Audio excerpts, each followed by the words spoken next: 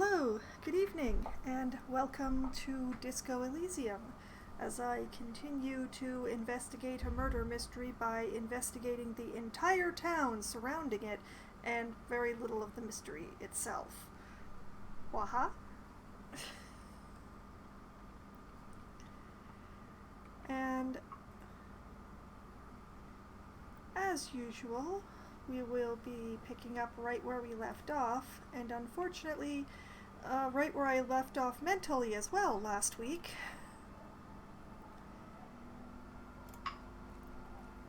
Which is to say, I still haven't actually decided whether to explore the coast or to go talk to people back in the... like to go and talk to the guy who's pretending to be the leader of the scabs, trying to work despite the strike, the dock workers' strike going on, or to, explore the doomed commercial area a bit more now that I have passwords. Or I could explore more of the coastal area beyond the church, towards that big Ferris wheel, perhaps.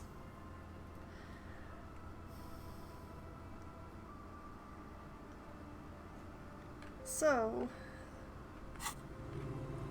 those are my choices. Fun times ahead, yes. Investigating a murder mystery is always fun.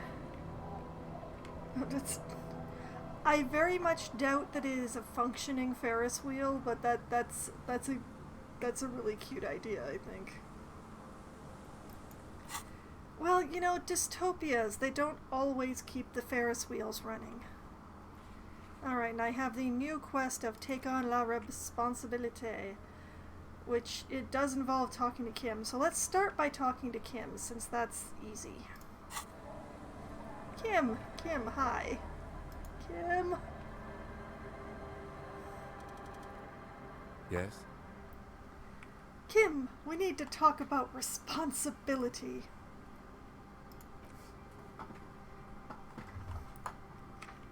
I'm glad to hear it, Detective. I was wondering when we'd get to this very subject.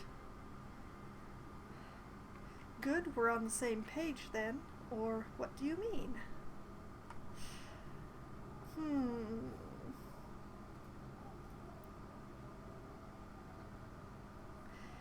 We're on the same page then.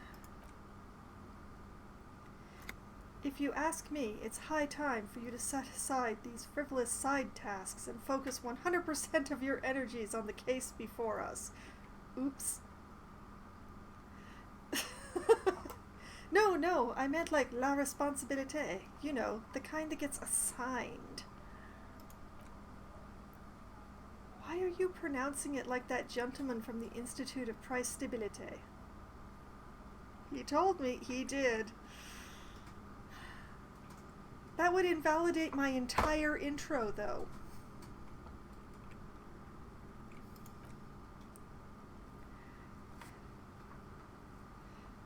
Hello, Green. Good evening. Definitely on the same page. Different books, same page. You know what? Forget it. What specifically are you trying to assign responsibility for? Point to the ground for the murder. Point to yourself for my disaster of a life. Spread your arms wide for this whole situation. Oh yes. Oh yes. Number 3. Whole everything. Ah, now I understand. The lieutenant nods his head gravely. Next, I suppose you're going to tell me you need to form a committee to assign this responsibility. Yes, exactly? Or how did you know? How did you know, Kim? Simple, because moral intern types love to form committees. Whoops! I've been pegged.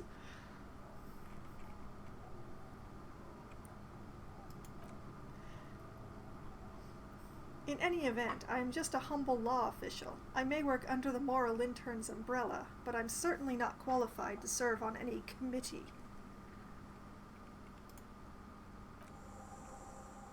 You know who might be, though? That Mr. Vildrun, the gentleman you met in the young man's apartment, who we'll never see again.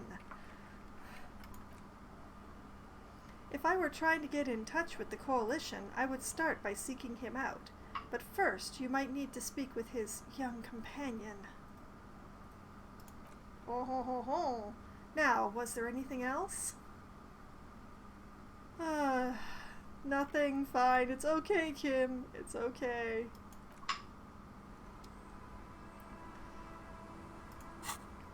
Okay, so now the task has updated. Alright. Things down here are a mess. Someone really ought to do something about it. First, though, you and some other moralists should probably form a committee to decide whose job it is. And Kim says you should look for the Sunday friend. The smoker on the balcony might know where he is. Somewhere far, far away, I'm pretty sure. Something's being done, I'm not sure what, though. Yeah, whatever. Okay, that was something.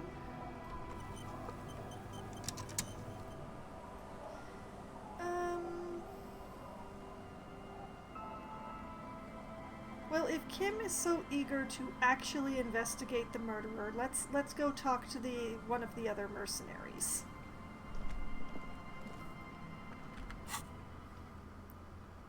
To the Martinez waterfront.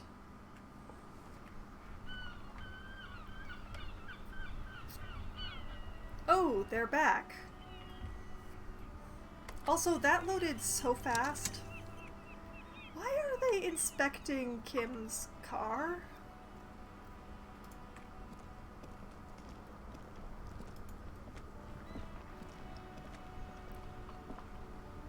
Let's just take a moment to appreciate this man's jacket, shall we?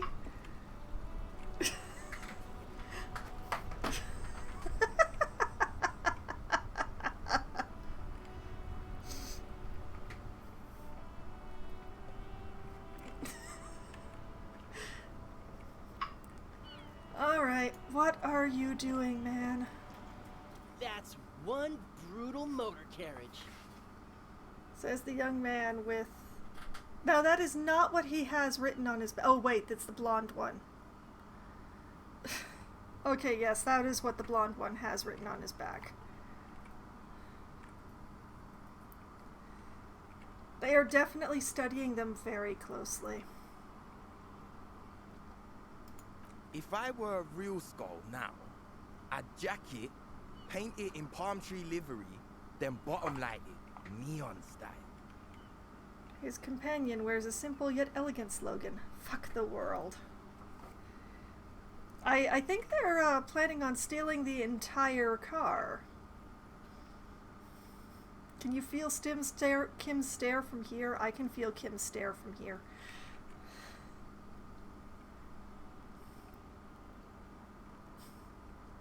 A snazzy shit-ripped skullmobile like this would make a fine trophy. We could, like, hang fucking shrunken heads from the side mirrors. Cops' heads. Scary tribal shit. They haven't registered who they're talking to, have they?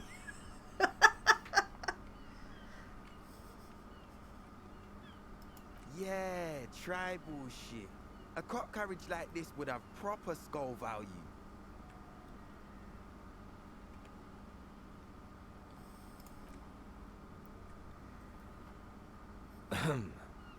While I appreciate the interest you take in my brutal motor carriage, I have to stop you right there.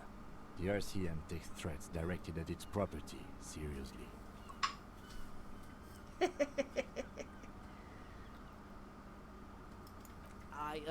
It's just theoretical work, Copper. No basis in reality. Man, if we were certified skulls right now... Who are you? Or we don't have time for this. Let's go. No, I think Kim wants to know the answer to this side quest. Who the heck are you? I can tell you who we're not, cop. We're not snitches, flow bears, or skulls.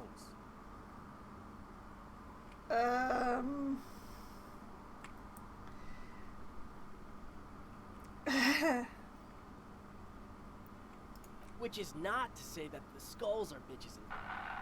On the contrary. Very certain.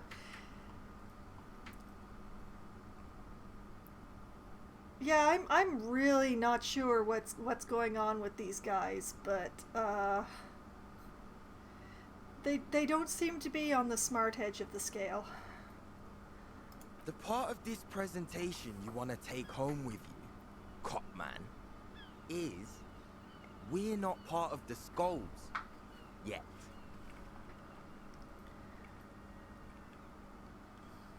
I don't think these boys have very much of a future ahead of them if they keep talking about stealing Kim's car.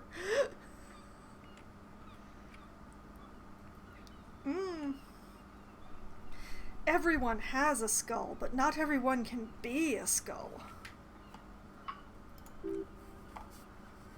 Rhetoric success. Okay then, let's indulge in some intellectual exchange. These young men seem eager to share their beliefs. Who are the skulls? Do you know anything about the murder that took place here? Point to the yard. Do you know Cindy the Skull? What's with the jackets? Or, well, talking with you has definitely been something. Leave. You know, I mistook these two for those two questionably undercover cops that were in the whirling several sessions ago, but in game time just yesterday. Although I had no idea why they would have been staring at Kim's car like that. Well,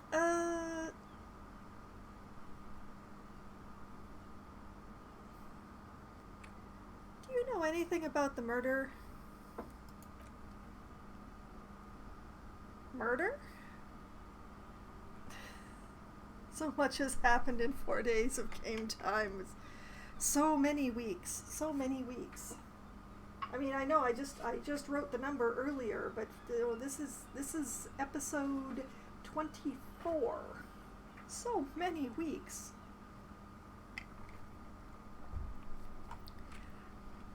A man was hanged in the backyard of the Whirling in Rags, or never mind, this is useless. No, a man was hanged here. Yeah, sure, we'll gladly tell you everything we know about it. He clears the throat. It was a man. Oh boy. Definitely more than 1 week arc.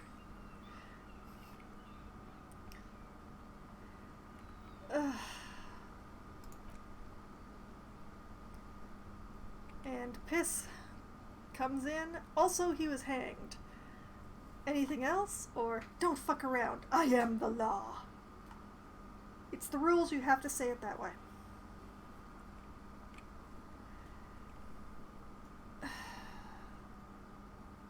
Don't fuck around, brats. He was hanged from a tree. Man, if this were a more physical game, I would want to punch him in the face at this point. Yeah, I mean, duh. Kim, these punks don't know anything. Let's just move along. I didn't pick a physical-based character, and maybe I should have. If I were more threatening, maybe they would be, you know, more helpful or useful. Hey, stop right there. How does one know anything? Oh boy, philosophy. Philosophy from would-be punks. Encyclopedia success. Ah, this sounds like epistemology, a field so occupied by thought that it begins to question thought itself. Officer Murphy would approve of that. I am the law. Quite possibly, but I must admit I was thinking Batman when I said it.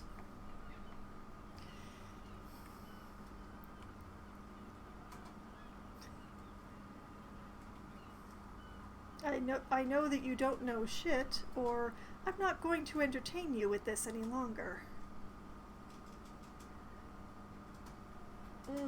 I know you don't know shit, boyo. Exactly. How can one know shit? For example, how can one be sure there truly is a body hanging behind the hostel? Or possibly Judge Dredd? You know, I don't think I've ever actually sat through that entire movie, so it's hard to say.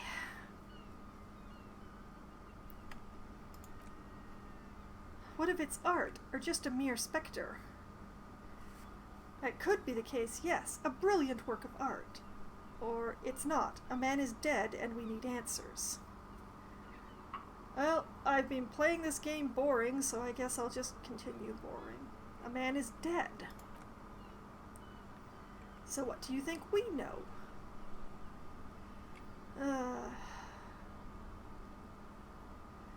Then who are the skulls, boys? You don't know? What kind of cop are you? The amnesiac kind. Rhetoric, success. It's not a question. Don't get into it. I'm so glad you asked. Of course I do. I'm just testing you, boys. No, I really don't. I'm just testing you. The Skulls are the most vicious gang of the Besmene. His voice rings with excitement. I know I did not pronounce most of the syllables in that. We're just moving along. Encyclopedia success. Oh, there has another chance. Besmertigne, or the Besmerti, the Immortals, are West Rivicolian crime syndicates. The nastiest bunch of psychos ever, jacking carriages and getting into high-speed chases. They make movies about them then. Possessing an infinite amount of fuck-all swagger, infamous for their non-verbal modus operandi. Non-verbal? Say nothing. Say nothing. Kim. They usually occupy the burnt-out quarter in Jamrock, or you can find them loitering around their brightly painted, bottom-lighted vehicles.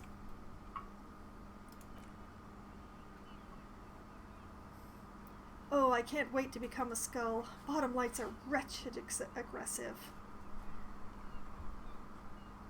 That's phrasing I've not encountered before. Alright, what's with the jackets? What about them? Turn to the blonde youth. Why does your jacket have piss written on it? Turn to the dark-haired youth. Why do you have fuck the world written on your jacket? Or actually, forget about it. Okay, Blondie. Because that one's, well, first off, it's a statement, and not necessarily something that characterizes me as a person, even though the statement has character.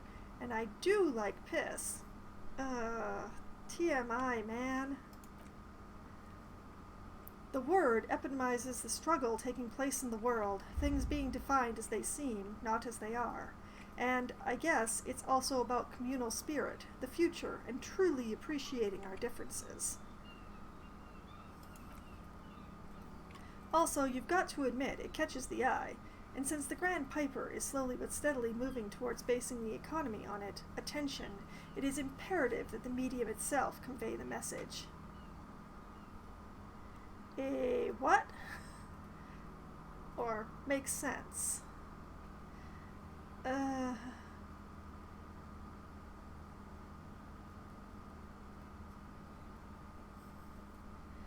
Oh boy, what? What I mean by this is, we are all piss, and that the world is inherently meaningless. Encyclopedia success. It seems that the young man has a certain expertise in at least one field, even if it's rather narrow. It's a completely useless field, too. What are you gonna do with philosophy in a dystopia?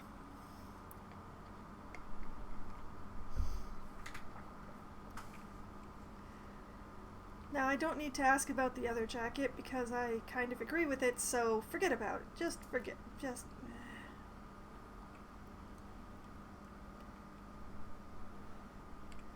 Talking with you has definitely been something. Steal the car and we'll hurt you.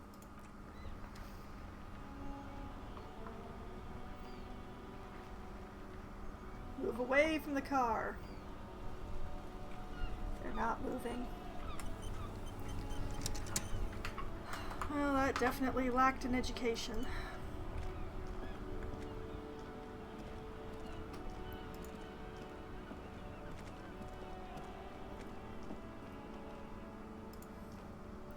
Oh, wait, he's trying to get our attention.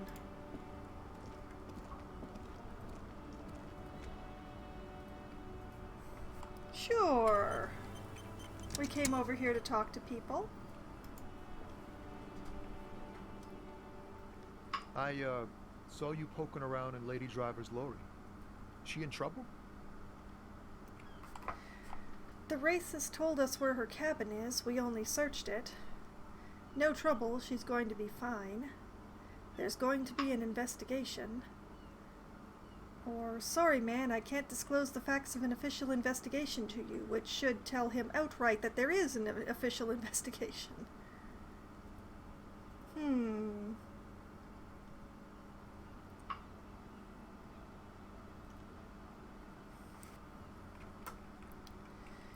We only searched it.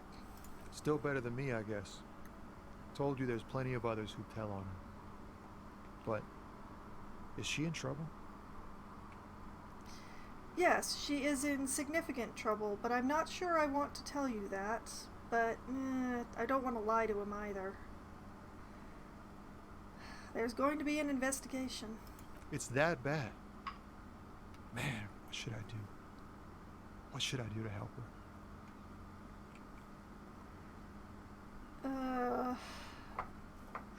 No need for you to do anything, don't worry. The police are looking into it. The last thing we need is more civilians involved. Or, I really don't know.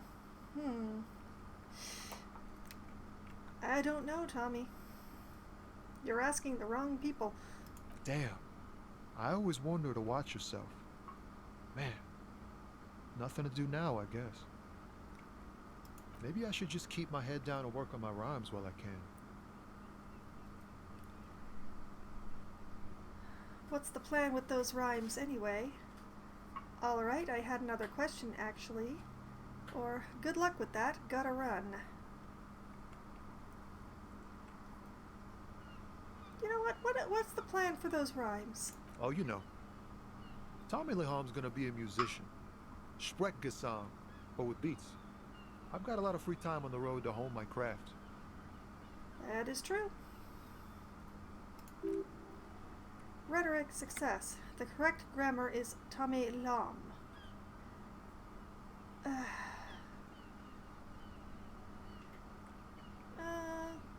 Why Tommy Lahom?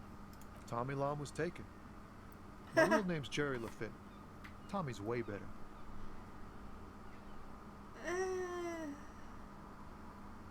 Potato, potato. Good luck with that, Tommy. Yeah, you too. Be safe, detective. It's nice that he doesn't hate me. He's not exactly my friend, but, you know, when there are so many people around here who hate me. But also, I'm just going to take a moment here. Everybody's talking a lot more than usual. Did I somehow get this set to... No, it's still set to classic. I don't know what's going on.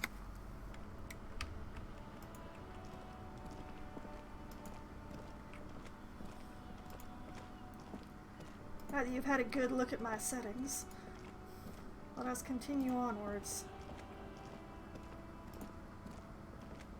Oh, hey, the racist is back. That means that the scabs are probably here too. Yep, there they are. All the scabs.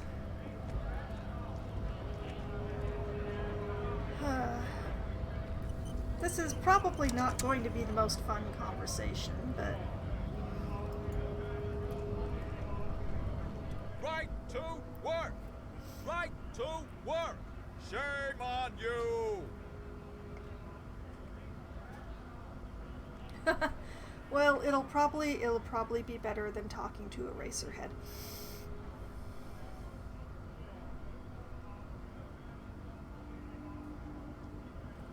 Are you a mercenary hired by Wild Pines? I think you may be able to help me decipher some tattoos, take out the picture, or what is a strike?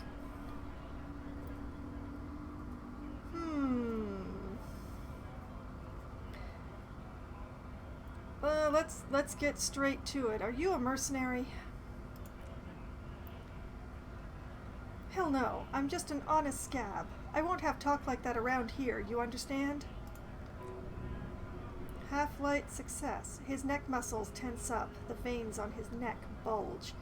Be careful, he's holding it deep in, but there are things in the hair you don't want to meet. Indeed. When you count the armor that he has on under that clothes, he's at least twice of my character. Drama success. It just has to be said. That was not a convincing line. Hell no, I'm just an honest scab. That didn't sound too convincing. Or say very quietly, is there a tribunal being convened by any chance? Or okay and back off.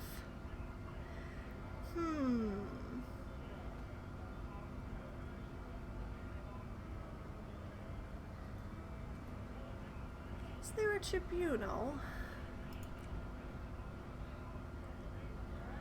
Fucking bug, he breathes out slowly, his giant chest deflating and his mouth slightly open. Perception hearing success. You hear a tiny rattle, a small radio cracking somewhere. An earpiece? Oh no, I'm pretty sure that he is liking me less with every sentence I say. Rhetoric success. I'm going to interpret that as a yes. There's a tribunal, and it won't be long until it's ready.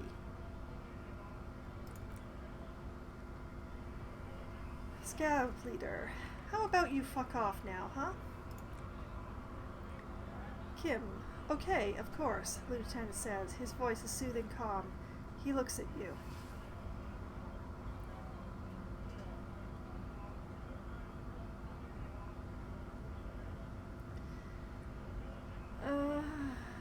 Okay, back off. The man's breathing steadies, but his eyes are still narrow. Slowly, he's trying to get his right-to-work dance back on. While he's still off balance, I think you may be able to help me decipher some tattoos. Don't think so, he grunts, barely glancing at it. They were on the body of the man who was hanged behind the cafeteria there. Give him the photo. It was on your colonel. Give him the photo. We're investigating a murder. These tattoos were on the victim's body. Give him the photo. Of course, yes, forget about it. Let's discuss something else. Cancel a task. No, I refuse to cancel. Schemes, there's a scab mite. Oh yeah. Well, the Union boys who were hanging out in the cafeteria the last couple of days. Oh, it's so difficult to pin down time periods on this one. They tapped into the radio communications of the mercenary squad. So, you know what? They were on the body of the man who was hanged behind the cafeteria. Halfway to subtlety. Let's try it. Silence. He takes the photo. Gray eyes dart back and forth on the glossy surface. His face is unmoving. Composure success. Hard as a stone, but beneath it. After a while, he cranes his head side to side and sighs. Fucking loincloths really did him in. Loincloths? Or can you tell me what the tattoo means? Now, I know that he is probably referring to whatever form of natives were involved in the fighting that the murder victim was a part of. So, I'm going to skip to, can you tell me what the tattoo means? What it means, he points to one tiny star in the web of lines, away from the man's heart, almost on his stomach. Living, breathing loincloths. Well, they would find it very easy to strangle you, I guess. Visual calculus success. And one must have been the Seminine. I can't tell you what this one means. Only one. He squints at it. It's so small. You want to hear what happened here? Oh, I can tell you what this one means. Yes. Or actually no and take the photo back. No, yes, I want to know. Our colonel is deep in the bush here. Deep in the fucking bush in Banatal 41, monsoon season. He's on a reconnaissance mission. Encyclopedia success. Banatal is one of the inhabited islands of the Seminese archipelago near the Pale, covered in jungle. It was the anchor point for the Seminese nationalists in the proxy war held on the islanders' territory.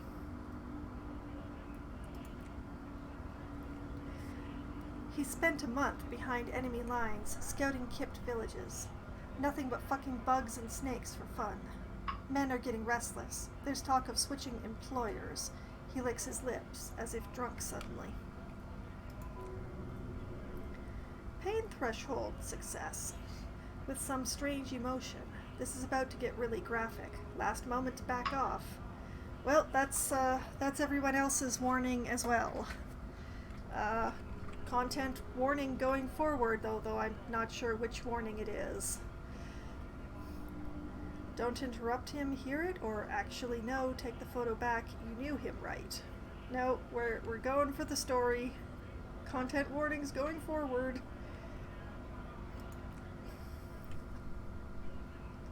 Our boy, he's only a captain then, but he knows how these men think. If they don't see action soon, his voice gets strangely quiet, a long, long way from right to work. His gaze pierces the paper. At dawn, he comes upon two kips, bleeding in the bushes by the river. Breeding in the bushes by the river. Or maybe they weren't breeding. Maybe they were just making eyes at each other. I like to think they were breeding. We shot the boy. He was useless, but the girl, she was nice. A little fat, you know, but not too old. Ugh. Say nothing, or okay, this isn't useful. Take the photo back. You knew him, right? Say nothing. She was quite the entertainment, for the week she lasted. Expired in the hands of Sarge Mason, the kind of guy who'd make chief there. He nods towards the man on the gates, shit his pants and cry like a bitch.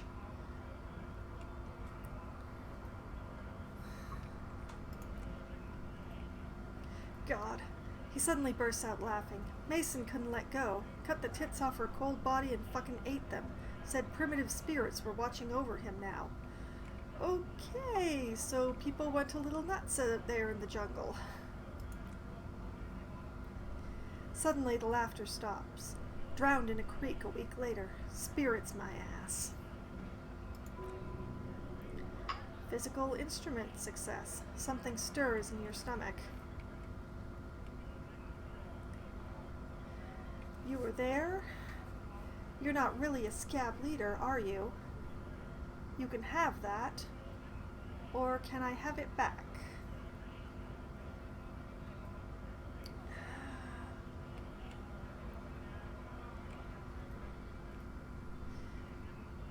You were there? No, I was somewhere else. That's just a guess as to what this one little star on his belly might mean. I'm just a bouncer.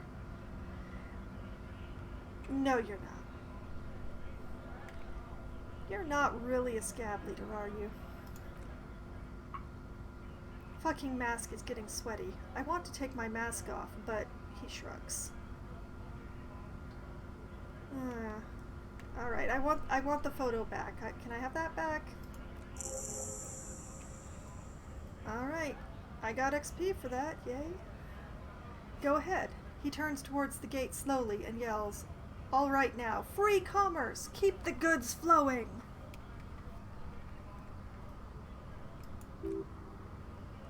Visual calculus success. On the photo in your hands, the dead man's skin is studded with stars. Tens, hundreds of them, littering his dead skin.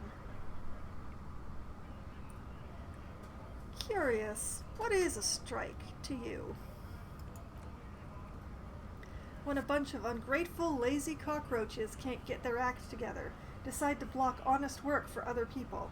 He shifts uncomfortably in his workers' overalls.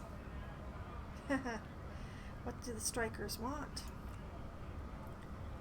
Beats me. They mumble nonsense about boardrooms and workers' rights, while we, he raises his fist and starts shouting again, have the right to work!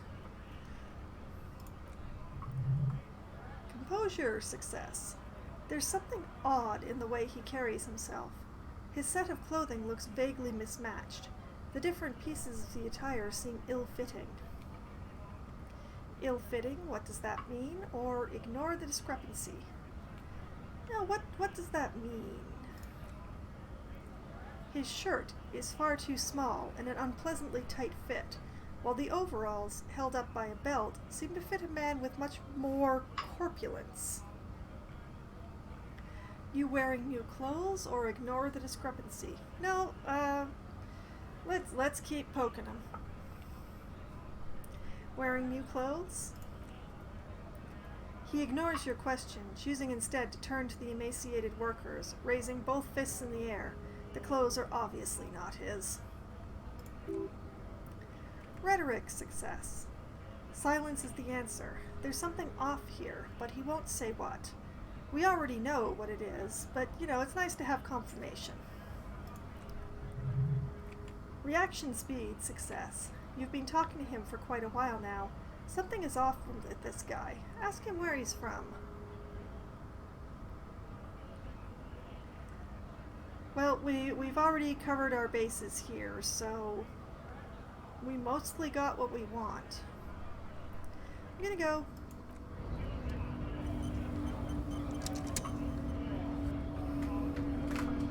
Okay. So, the quest did not update, it just completed. Very good.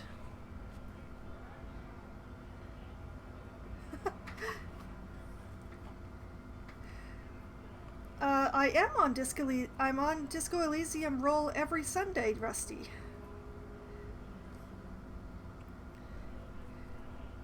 I'm afraid that you did miss the Darkest Dungeon stream on Thursday, and also that I will not be continuing in Darkest Dungeon for a little while. Oh no!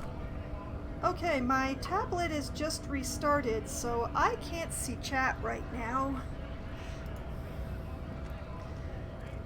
As soon as the tablet has actually gotten itself going again here, I'll be able to see what you're saying again. That was extremely bad timing, tablet.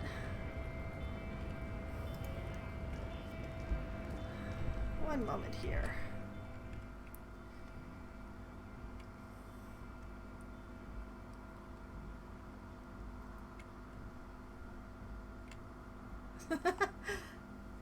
Ah, there we go. Now I can see comments, although I can't see the game. We're just going to...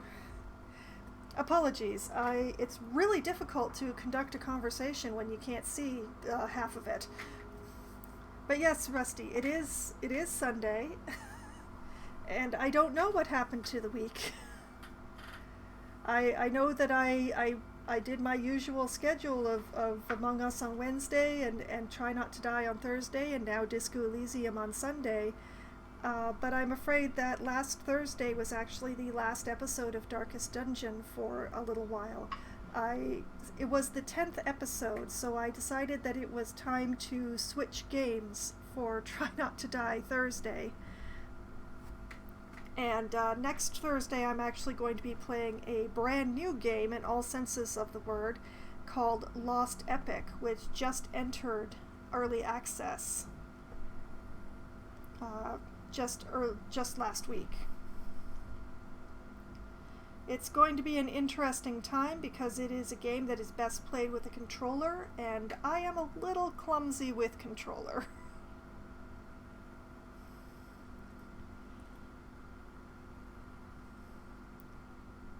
As I'm not very practiced with controller.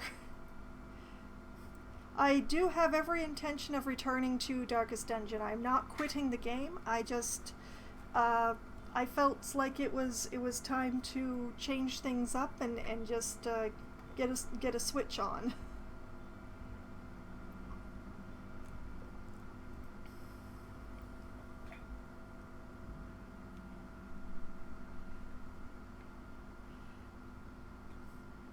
Although the episode of Darkest Dungeon is available in my VODs, or on Tuesday it will be going up on my YouTube channel. So it will be available there on Tuesday, last Thursday's episode.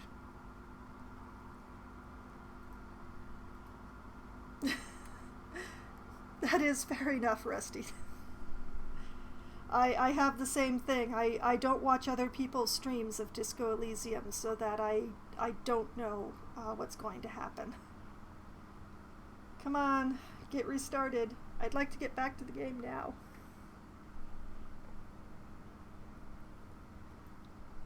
Okay, we're almost there. I'm in the Twitch app.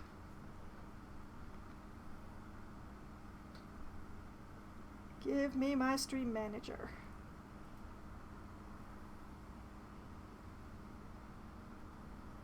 Come on.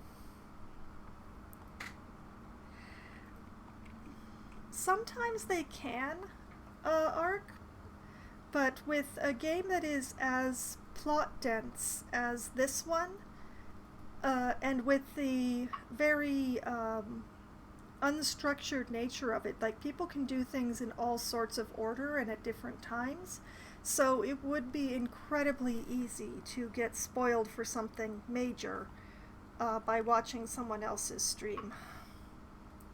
So until I finish this game, I won't be watching people stream this game. Fair enough.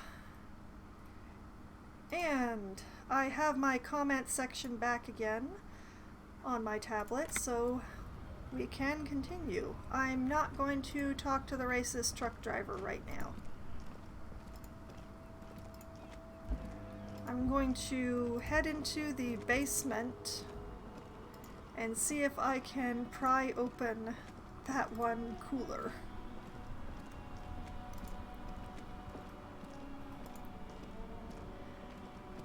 Whoops, it's over here, not over there.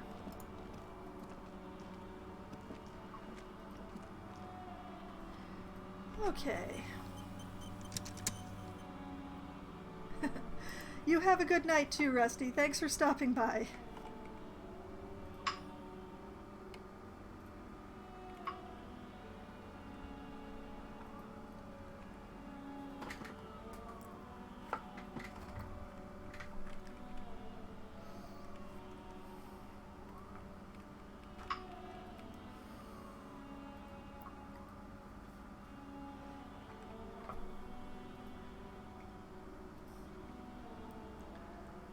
But man, I have been in Rusty's position where I have sometimes lost entire weeks and I've just been, wait, it's what date? But it was just the 3rd yesterday. No, it wasn't the 3rd yesterday. Actually, since I started having a regular streaming schedule, it's been much easier to keep track of what day of the week it is. But I still have my calendar full of alerts and such to remind me, just to make sure that I remember what day of the week it is from day to day. Yes, it is the loading screen game again. We had managed to avoid it until now. The load in the quick travel on the map was actually incredibly fast compared to what I expected. Oh dear, we've lost game sound. That's not a good sign.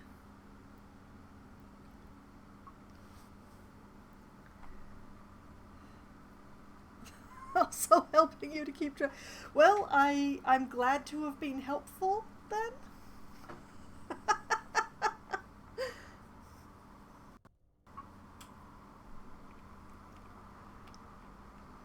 All right.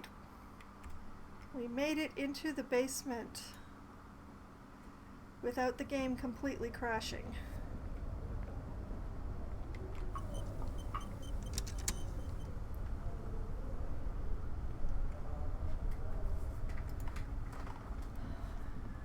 Now, I still want to try to get into this ice cream freezer, as I do periodically. So, let's get the pry bar. Tools. Pry bar.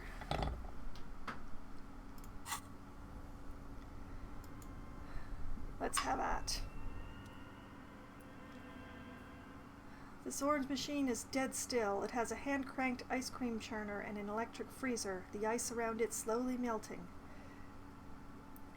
I can turn the ice cream crank, or I can try a heroic physical instrument challenge to crack open the lid. And I just remembered. One moment here. I think I have some physical instrument clothing that I can wear. Let's see. Conceptualization. Interfacing.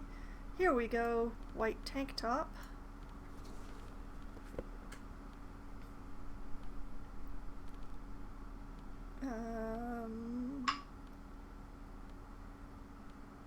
I'm not sure if I had any more than just the one piece.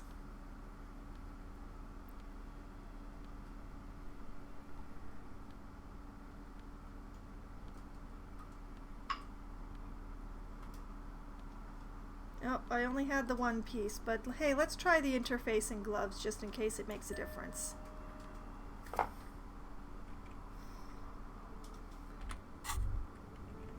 Oh, what have we here? As you fold your fingers into a fist, you realize you could knock anyone out with one punch. The white ceramic gloves wrap around your digit comfortably. Your movements cause tiny little clicks, like dice rolling somewhere far away, as the plates reorient to your movements. I will be responsible with this. This is just to protect me from harm, not to show off. Decked out in future armor, like a cop ought to be, or discard the thought. I will be responsible with this. I promise, she said with crossed fingers. Task complete. Find one armor piece. So I actually had to put them on to complete the task. Dang. The hardened vitreous enamel, at once sleek and voluptuous, adds a glow to your cheeks and a spring to your step. Just imagine what a full suit of this stuff could do for you. You really do feel, composure, success. You really do feel more confident. Invulnerability does that. Even partial invulnerability. One down, 2 pieces to go. Here I come. This gear could line my pockets with cash. I could probably sell it to some other cops. Or this is the long sought after enemy technology. I can't just enjoy it. I must study it. One down. 2. Are you sure you're correct there? There was a helmet, too. 3 pieces, more like. You were ambitious.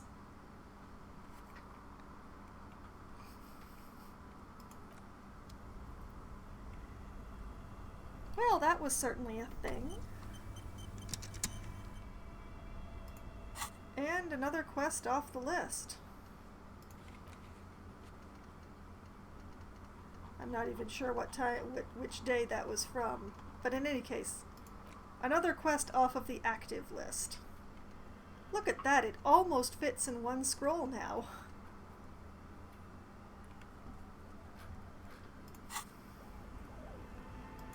Alright. Physical instrument, heroic, crack open lid. Oh, -20 for the pry bar not being strong enough. +2 for the machine it being unplugged. +1 for better grip with gloves. Huh. Yeah, I need a better pry bar. Because that -20 means that any roll I do is going to fail. Alright. We need a better pry bar. We are keeping an eye out somewhere, somehow, for a better pry bar. It's a 3% chance before the -20. That's the problem.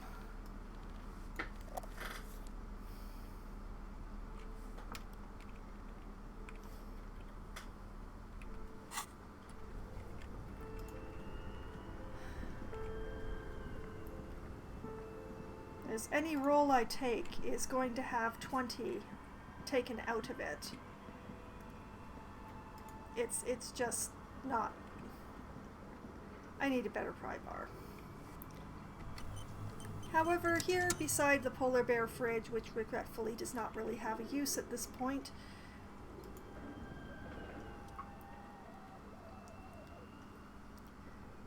okay. This is also a physical instrument challenge, but it's still locked.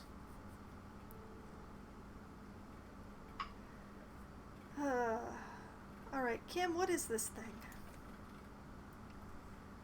Looks like it. Looks like an old central furnace used to heat the building. It's connected to the chimney. He opens the door and gingerly peeks inside. No one has used it in ages. No sign of any recent fire. Only dead rats. Well, that didn't change anything. I'm not going to smear my hands with coal. I have no reason to think that will work with anything.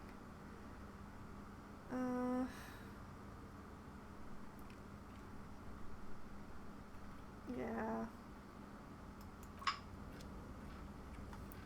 Okay, fine.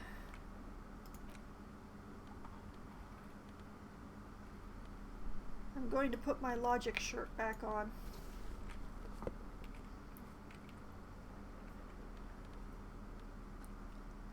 And my half-light gloves. The interfacing gloves are nice, and I'm sure that they will be useful, but not right at this moment, I don't think.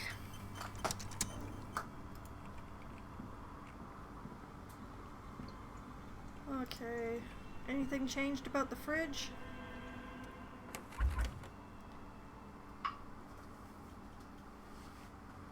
No, nothing has changed about the fridge.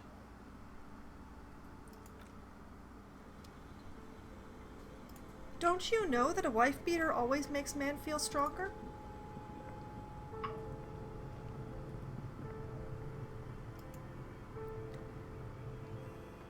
Up we go!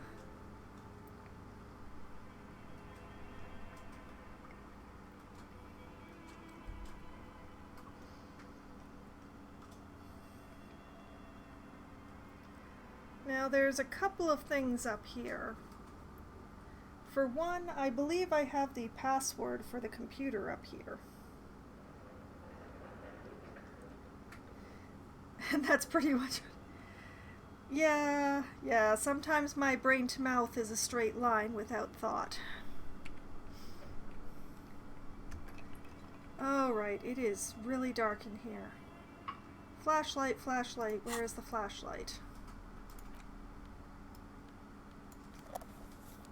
There we go.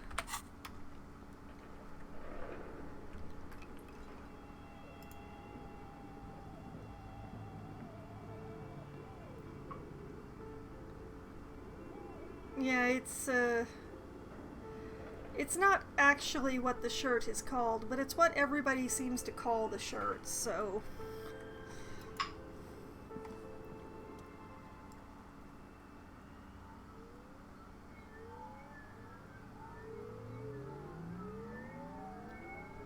Okay, look inside the compartment. Empty like a beehive without its brood. Some cables have been left dangling, disconnected. Interfacing success. The filament you would fit perfectly inside the compartment. Yes, insert it. Insert the production schedule. Like a smooth drawer, the filament slides into place. On the keyboard, the play key starts blinking, and the noise goes away. Alright, press play. The speaker comes to life. Static seeps through the machine's planar magnetic driver. An old lady greets you. Her voice sounds 100 years old. Good morning. Fortress accident en rue de Saint-Ghislaine. This is East Insulindian Repeater Station 1. Please repeat. Is this the production schedule?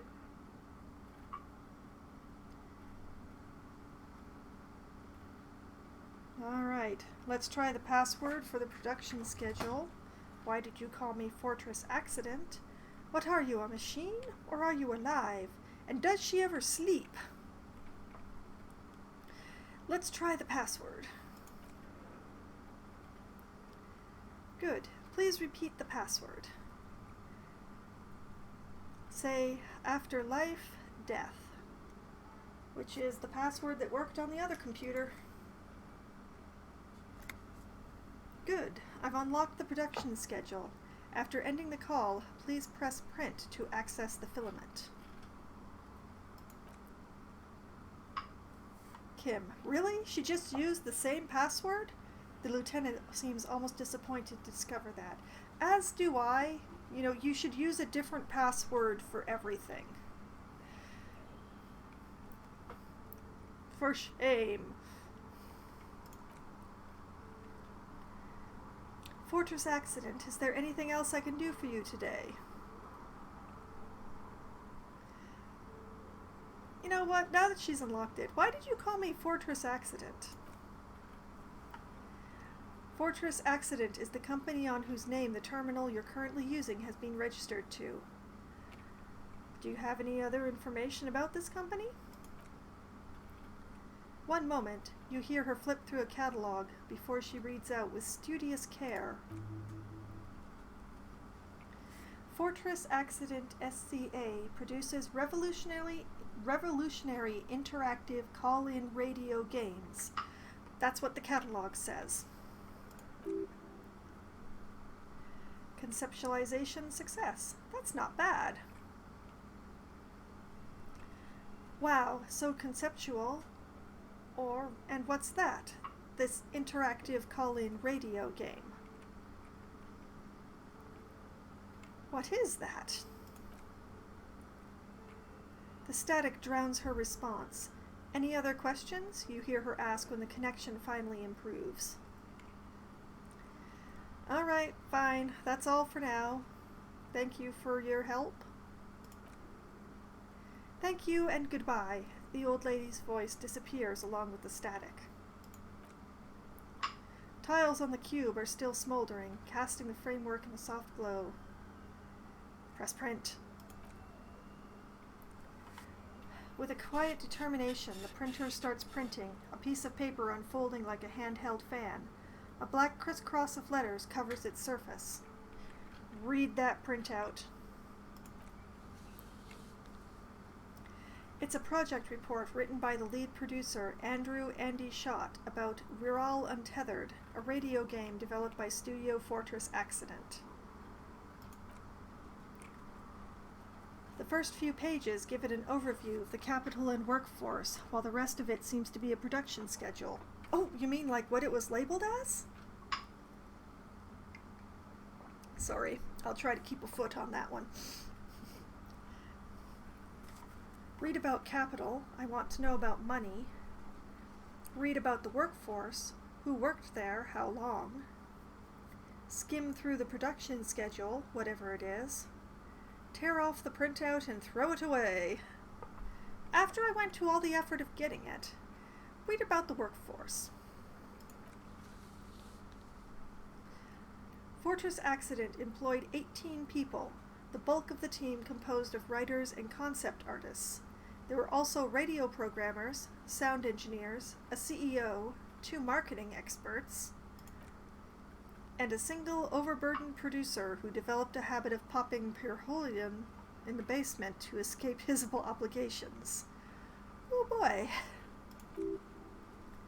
Logic, success. Why did Fortress Accident have so many concept artists? Wait, why did a radio game need so many artists? Or, I don't really care. Look at the table of contents again. No, why did it need so many artists? It didn't. It didn't need so many concept artists? No, definitely not. A few more producers could have come handy, though, especially when dealing with writers, some of whom routinely skipped work because of mental health issues and extremely unprofessional sleep schedules. Hey, I resemble that.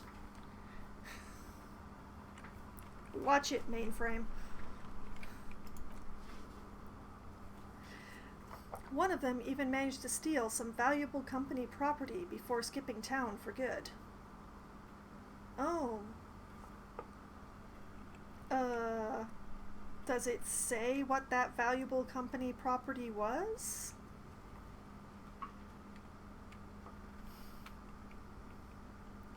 Alright, read about the capital. In its short time of existence, Fortress Accident SCA managed to burn through truly insane amounts of money. The first tranche of seed financing brought in 150,000 real, but then came the delays. Eventually, the damage reached 400,000 real, with only half the game finished. Where did they get all this money? Let's just say it was a real adventure for the Iguanigan investor. Iguanigan?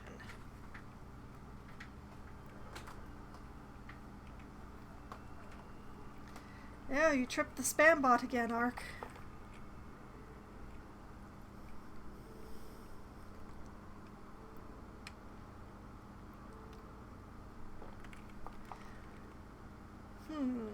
Alright, skim through the production schedule then. I'm curious what the writer stole.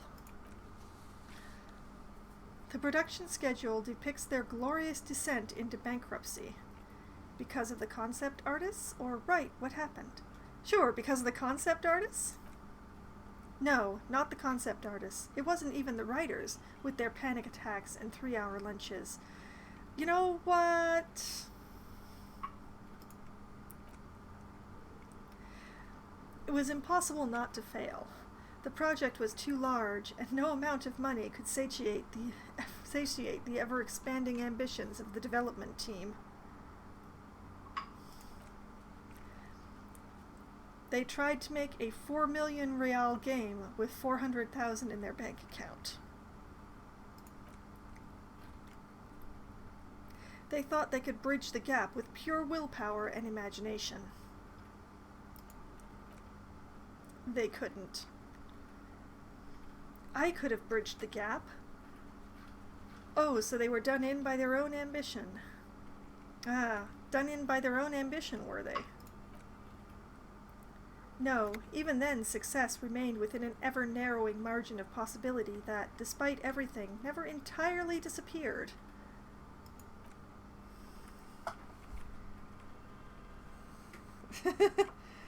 Yeah, I can't help but feel that maybe there's a bit of telling on oneself in this section. And it's not on me, even though it sounds like it might be sometimes. Never entirely disappeared. That is, until they discovered the Valley of the Heads. The what? That sounds bad. The what? At the 11th hour, the lead designer, Zisimus, born Suisla Zawiska, decided that what Ral and Tethered needed was a secret, mystical location at the extreme edge of the map. The place was to be the Valley of the Heads, where the heads of all the headless constructs could be found. The player would have been able to choose a head for their headless party member, and each head would have been voiced on air by a professional actor. Oh my god, the ambition.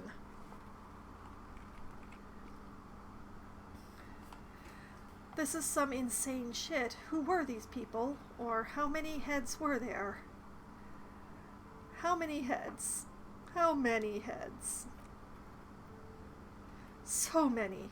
At last count, there was approximately 10,000 heads for 10,000 headless men, all of which could be endlessly recombined. Oh no. Oh no, no, no. No, no, no, no, no. How many combinations could you make out of that? Or that's pretty bad, so that's what did them in? I don't even want to know the number, so we're going with number 2.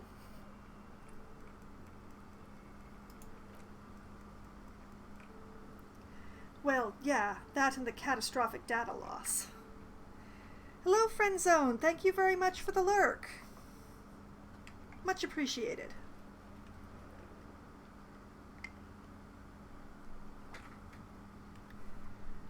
The what now, or this must be the anomaly Suna mentioned in the church log.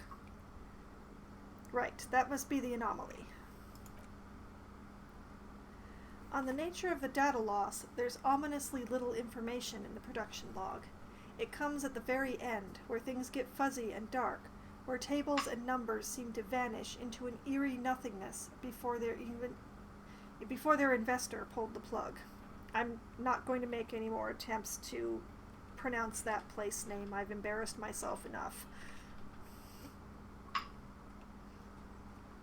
It's only like 100 million combinations. Oh, I didn't want to know. What is clear is that one day an unidentified numeric anomaly occurred on the East Interlinden lintel front, just as the Wirral and Tethered project was being compiled that day. Oh no, not during compiling. And the anomaly caused all the data to get lost in the air? Or I didn't understand a word of that. And all the anomaly caused all the data to get lost?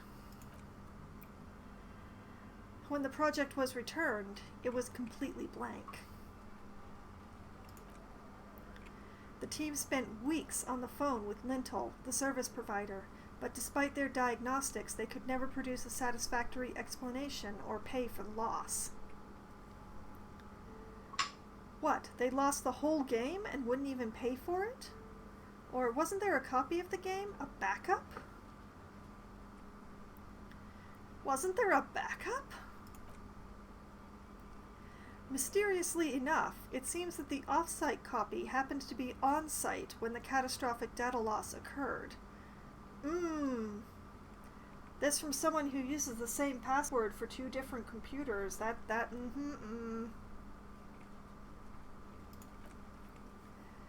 It was the lead programmer's responsibility to oversee weekly maintenance of the off-site copy and, well, keep it off-site. An explanatory note from the lead programmer has been attached. What does it say, Suna?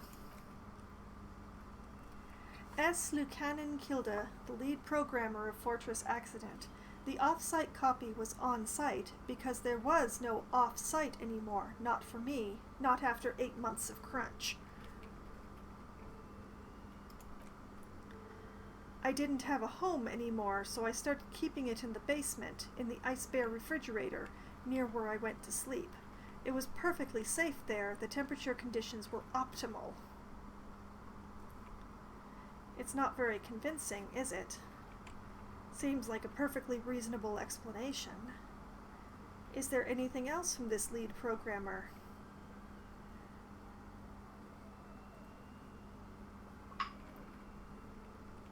It's not very convincing. Her former colleagues would agree with you. Is there anything else? The production schedule ends with a few random notes that seem to be added sometime later. Okay, read the notes at the end. 4 months later, by an unknown author. I am the only one left, and it's gotten rather damp here. A few other businesses have gone under too. Slipstream switched to making skis, and the hairdressers just left, cursing Martinez. They're right, though. Something's seriously wrong with this place. Martinez. All of it. Still haven't gotten an answer from Lintel about what happened. All I could get were the physical coordinates of the error on the East Instlinden front on that day. Since the computation happened on air, I reckoned it had to coincide with an actually existing location. I have compared the coordinates to a map of Revachol West. Turns out it's only 800 meters from here. The address is St. Brune 1147. I am going there to look this thing in the eye. Reaction speed success. St. Brune 1147? That's what the street sign next to the church said. Well, now we know, now we've drawn all of the connecting lines. I still don't know what the writer stole. Alright, tear off the printout. Remove the production schedule. The filament slides out of its glowing nest, and it's mine again. Alright.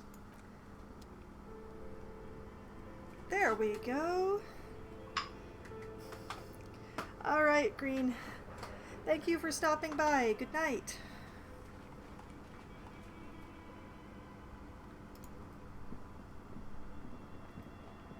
Okay. Now, where were the stairs that led up?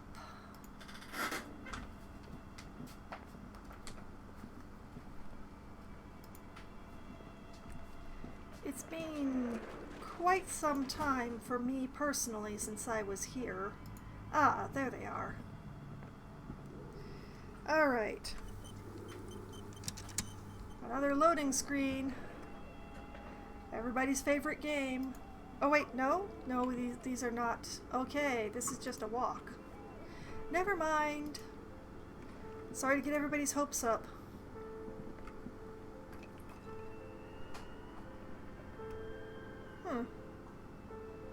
Those still look a lot like the armored shoes, don't they? Or they're definitely shoes. Why is there just a pair of shoes over there? That's the question.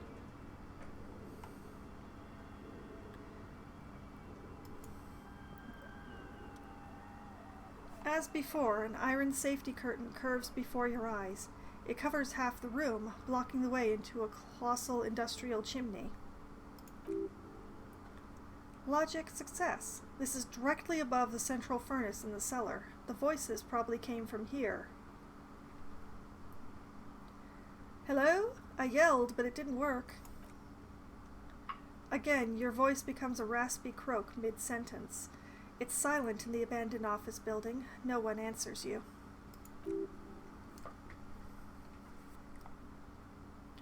Drama success. Sire, may we suggest something?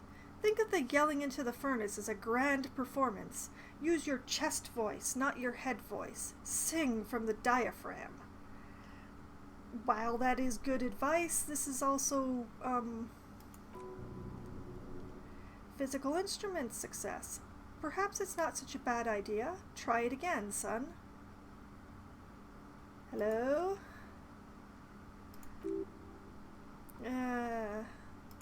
This may have unlocked the thing in the basement.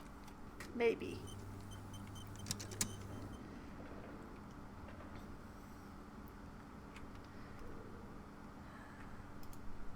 Here's hoping.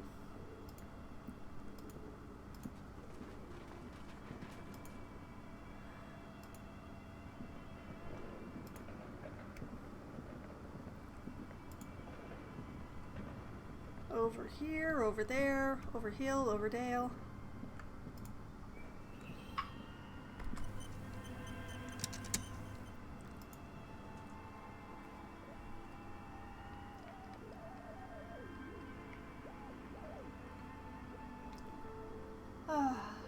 That's very refreshing. It has very abruptly become summer here, so I made sure to put some ice cubes in my coconut water tonight, and it was one of my better decisions. I know he runs, but his walking is so slow. Yeah. I mean, I think if I just grab him and drag him, he does run, but,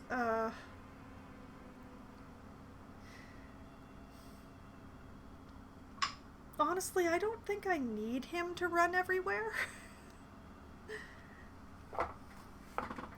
Although it's still funny that Kim complained that my character moves too fast when he just, like, calmly shuffles along.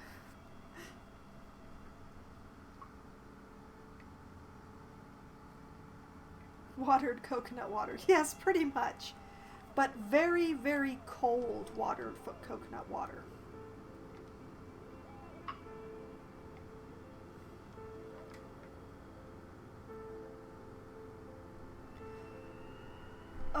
I don't know.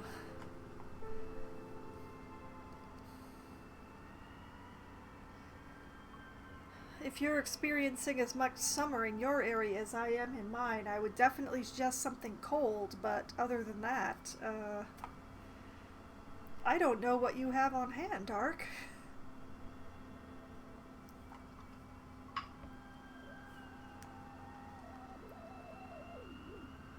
That is true. Rum mixes well with many things. Not so great by itself, though.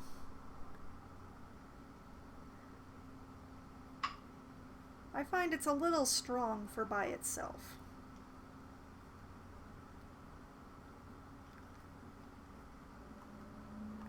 It's like when you make something too spicy, it's all burn and no flavor.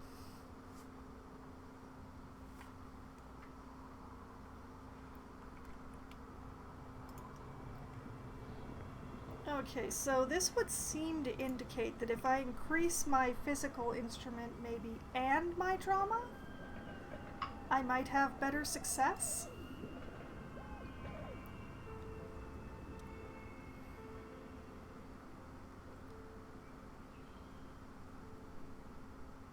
Okay, so this is solely a physical instrument test, so let's put the wife beater back on.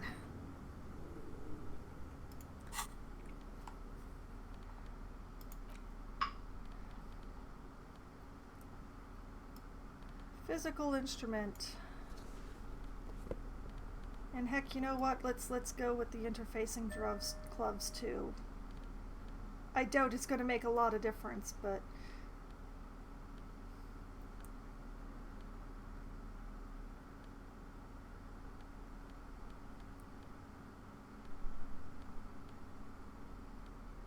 sure, let's try the drama code too.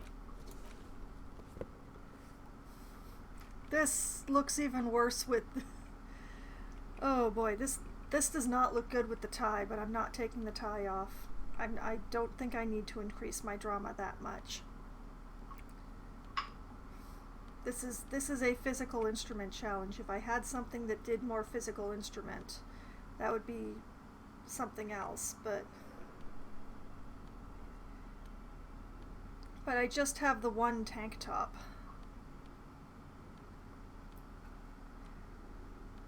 I haven't been lucky enough to find, say, you know, pants or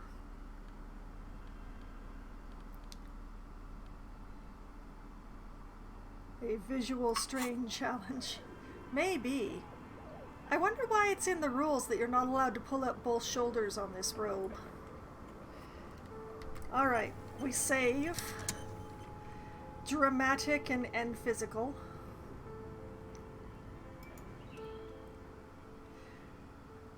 %83 chance now. Alright, here goes. First challenge of the night.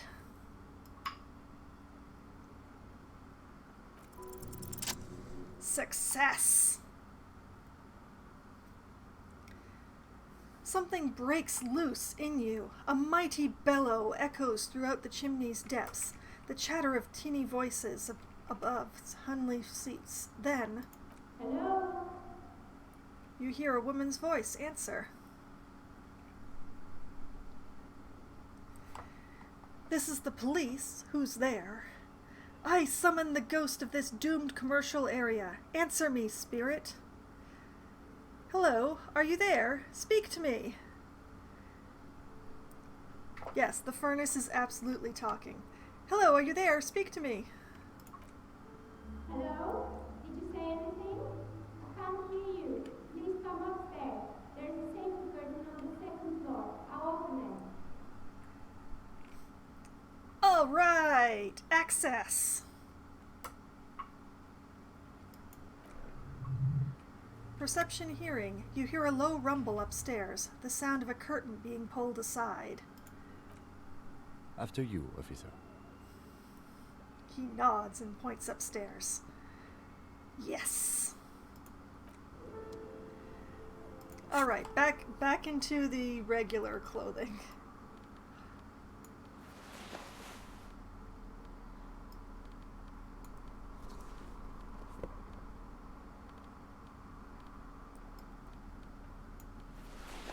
Or back into my regular clothing, which is not actually all that regular, must be admitted. Okay, back upstairs. Now, I have a suspicion that the lady who is upstairs is actually the third mercenary. So let's find out.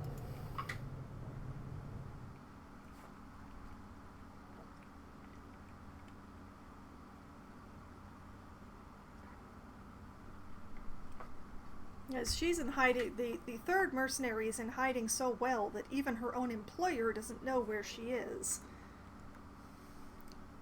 I think it's a crazy lady talking to a furnace. Well, you know, that's also an option. And that was a much shorter loading screen. Thank you, game. Okay. We're going to save at the base of the stairs here.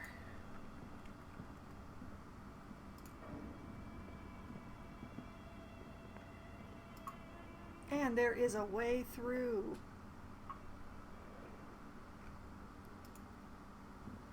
And there are more dots to click. This tray is full of dice. Colorful polyhedral dice. Hundreds of them. A lady after my own heart.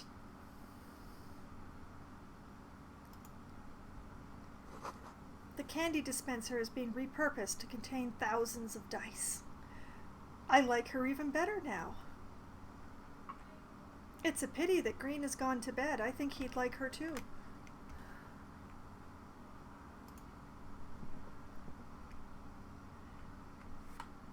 Okay. Conversation with a new person. Hello, I'm Nia. A bird-like woman sits on a throne of tools with emerald light shining through her hair. Novelty dice maker. Not my third mercenary after all, but Did you try knocking on my window? I must have missed you.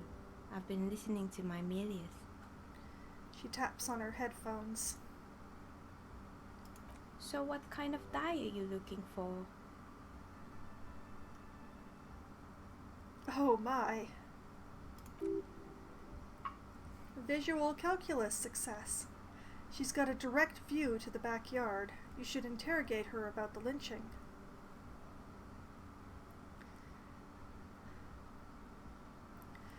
Hold on, what do you mean by milieu? You must have me confused with someone else. I haven't knocked on your window. Why are you asking me about dice? Move on. Or, never mind, I'll be back later.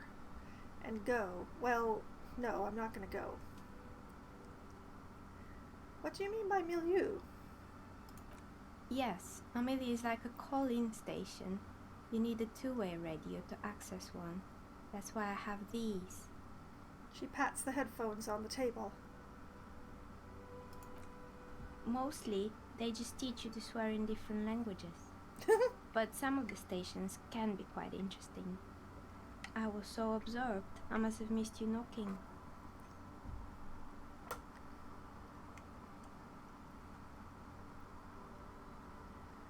You must have me confused with someone else. Then how did you get inside? By the south entrance? You know what? It doesn't even matter. What matters is that you're finally here. Let's talk dice. Did you have something specific in mind? Why are you asking me about dice? I'm a novelty dice maker. Tell me the name of your role-playing system and I'll make the die you need. That's why you're here, yes? She's just got her own little specialist shop set up here.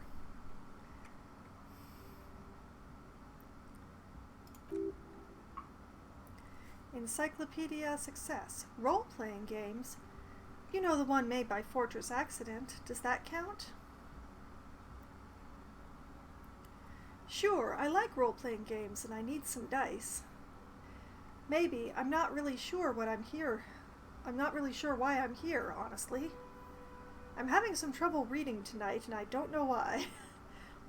No, I was looking for something else. Squint your eyes mysteriously. Answers. I'm not interested in buying dice right now. I'm a police officer and I need to ask some questions.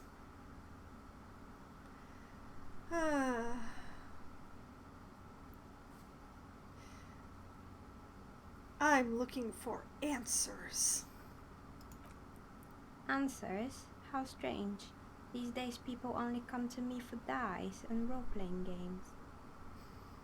Well, that's all you're here for, so that's kind of, form following function.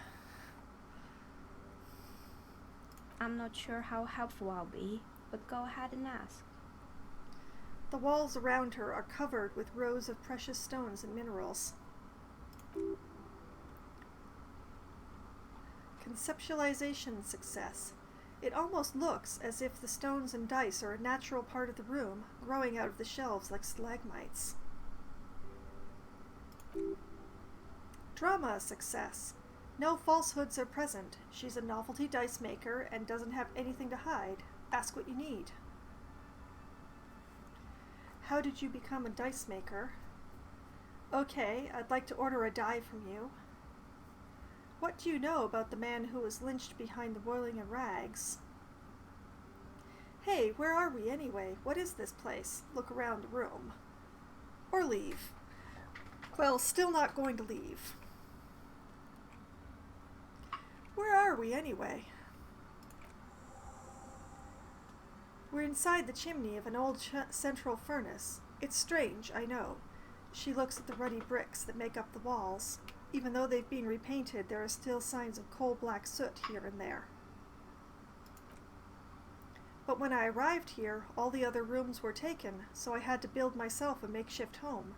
Besides, I don't really have to pay any rent here, so that's a plus. Not paying rent would definitely be a plus. Kim, creative. The lieutenant looks around the spacious room, its ceiling fading into shadows above. Come to think of it, doesn't the weather come in?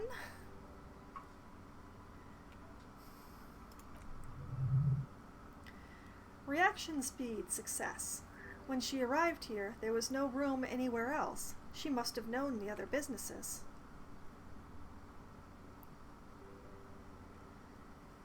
Oh, that has opened up a couple of other ones. I've heard this place is cursed. Did you know that people call it the doomed commercial area? Or do you know what happened to the other tenants? Everyone else is gone. Do you know what happened to the other tenants? More or less. She adjusts the yellow scarf that covers her hair. Are you interested in anyone specific? Logic success. Oh, quite a lot of them spring to mind.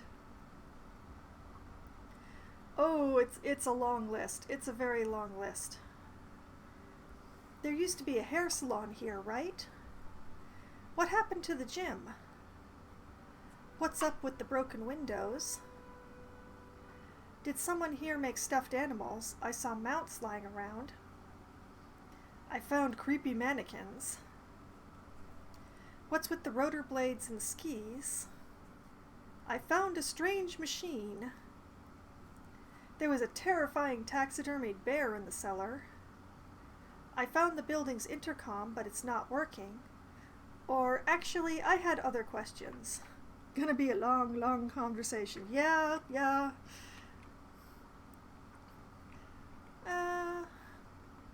Well, I'm curious, what happened to the gym? It wasn't merely a gym. It was Artemitep's Boxing Club, a community project created to steer at-risk youths away from drugs and crime. And who was Artemitep? Ugh. Maybe that's what Kuno needs, a community-centric boxing club. How did that community project work out? Or, judging from the kids I've met so far, it didn't really work, did it? You know, who was Artemi? A kind man from Zmesk. I heard he had some trouble with the law when he was younger, and that's why he wanted to start the gym, as his way of giving back. How did that work out, then? Because I don't want to bring up Kuno. It didn't. If anything, it made the youth situation in Martinez even worse. At some point, someone started a rumor that the punching bag downstairs was full of amphetamines. Woo boy. Logic success. It's not really full of that. No one would store their drugs like that. Oh boy. Eventually, the coalition took away the funding and the club went bankrupt. This was a few years ago. It's gotten much more peaceful around the plaza ever since. Did someone here make stuffed animals? You mean Mr. Fabron, the taxidermist? No, he mostly just did drugs. Anything else? That was a quick answer. Why was that answer so quick compared to the gym?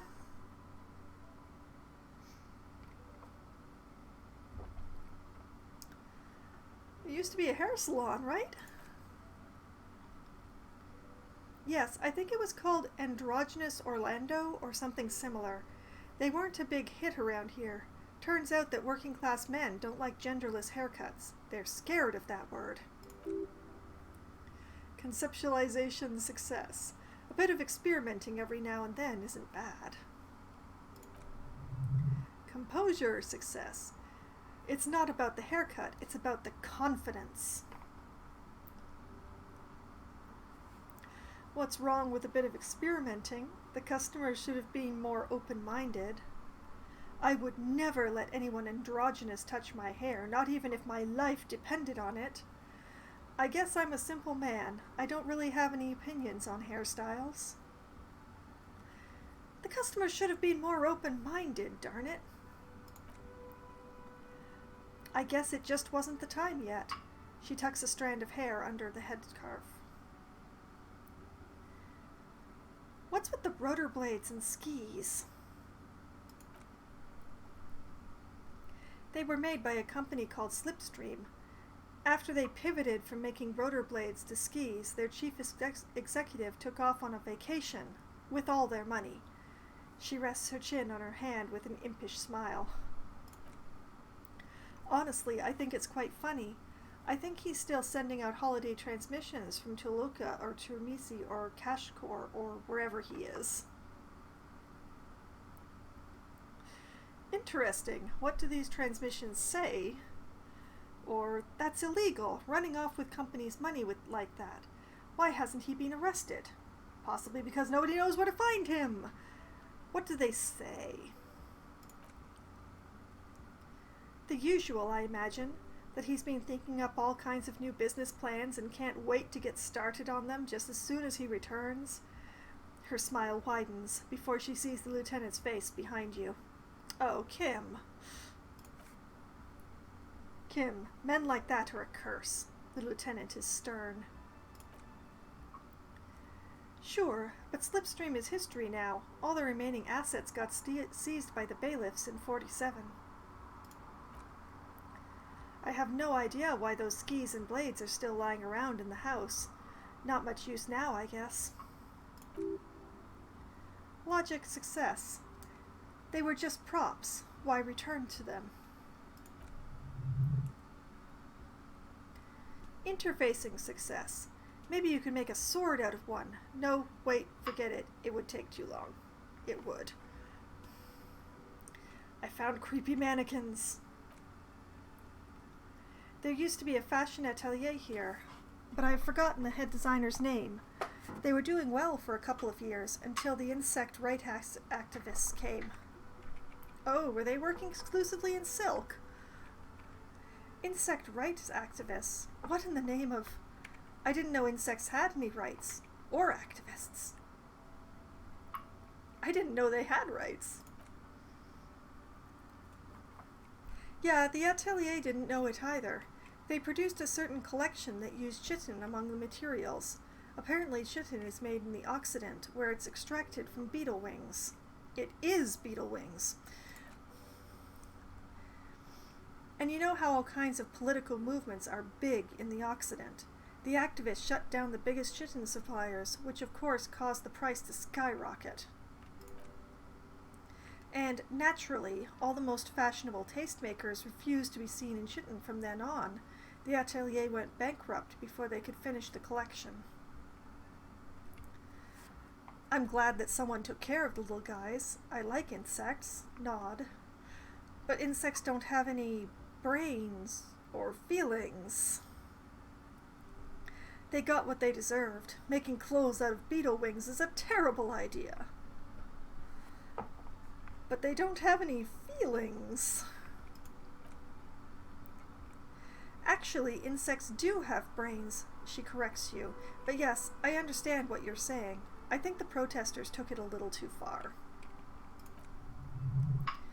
Perception, sight, success.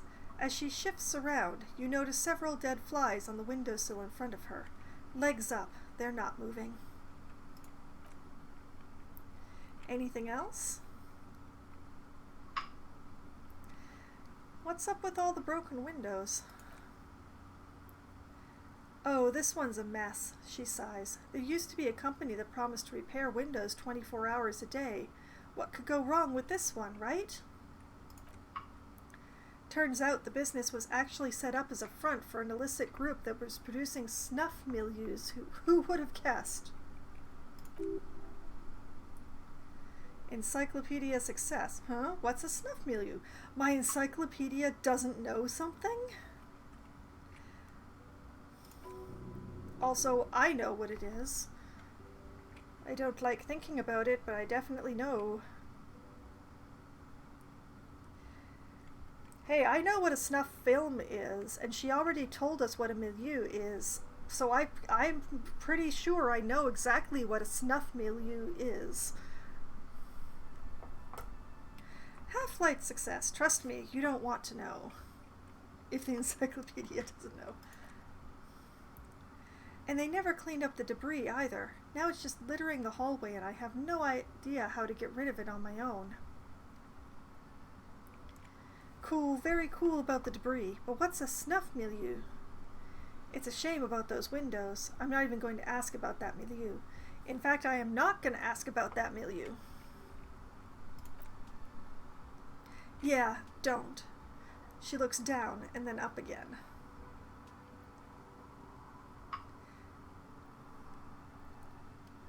I found the building's intercom, but it's not working.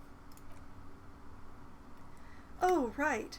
She rubs her forehead. Her scarf has left a faint line on her dusky skin. I hope you didn't try to ring me.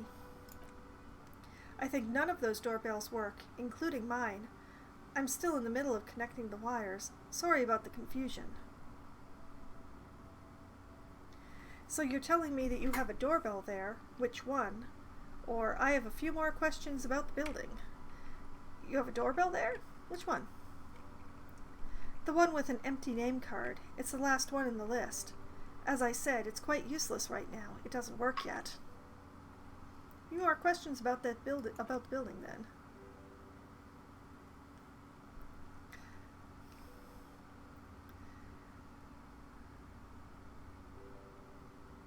I found a strange machine. Fortress Accident, the radio game studio. She closes her eyes as some remnant of a memory lights up her face. They were an interesting bunch. We talked about role-playing systems every now and then. Once I even saw two of them get into fisticuffs over Whirl. They certainly took their work very seriously, even if they seemed to be chronically liberal with their schedules. What do you mean, liberal? What happened? I heard that they ran out of money. They had some kind of accident with the backup copy, right? What do you mean, liberal? The usual. They ran out of money and couldn't get the project done on time. What went wrong? Well, I did hear them talking at times. She looks at the hallway as if she can still hear them chit-chat behind her curtains on a cigarette break. They seemed to believe they were historical individuals on some grand quest. Drama. Success. She sounds almost mocking when she says that. From what I've seen so far, the project did look quite impressive. Really? They must have been on a gigantic ego trip. Dang. As far as my opinion goes, it's both, so how am I supposed to choose which one of these to go with? It was an extremely ambitious project. It must have been one big ego trip. That's what I thought. Because when the money started to run out, they just began to complain a lot about capitalism. You know, how the markets are rigged to keep out new businesses, and so on. In the end, they just didn't get it done. They didn't have enough willpower to produce something truly historic and to show up to work on time. Well, showing up to work on time is incredibly hard. That's too bad. I would have supported them. The project looked great. You're right. They should have just tried harder. They had everything they needed to succeed. Coin toss. Yeah, if I could actually catch coins I tossed, I would do that.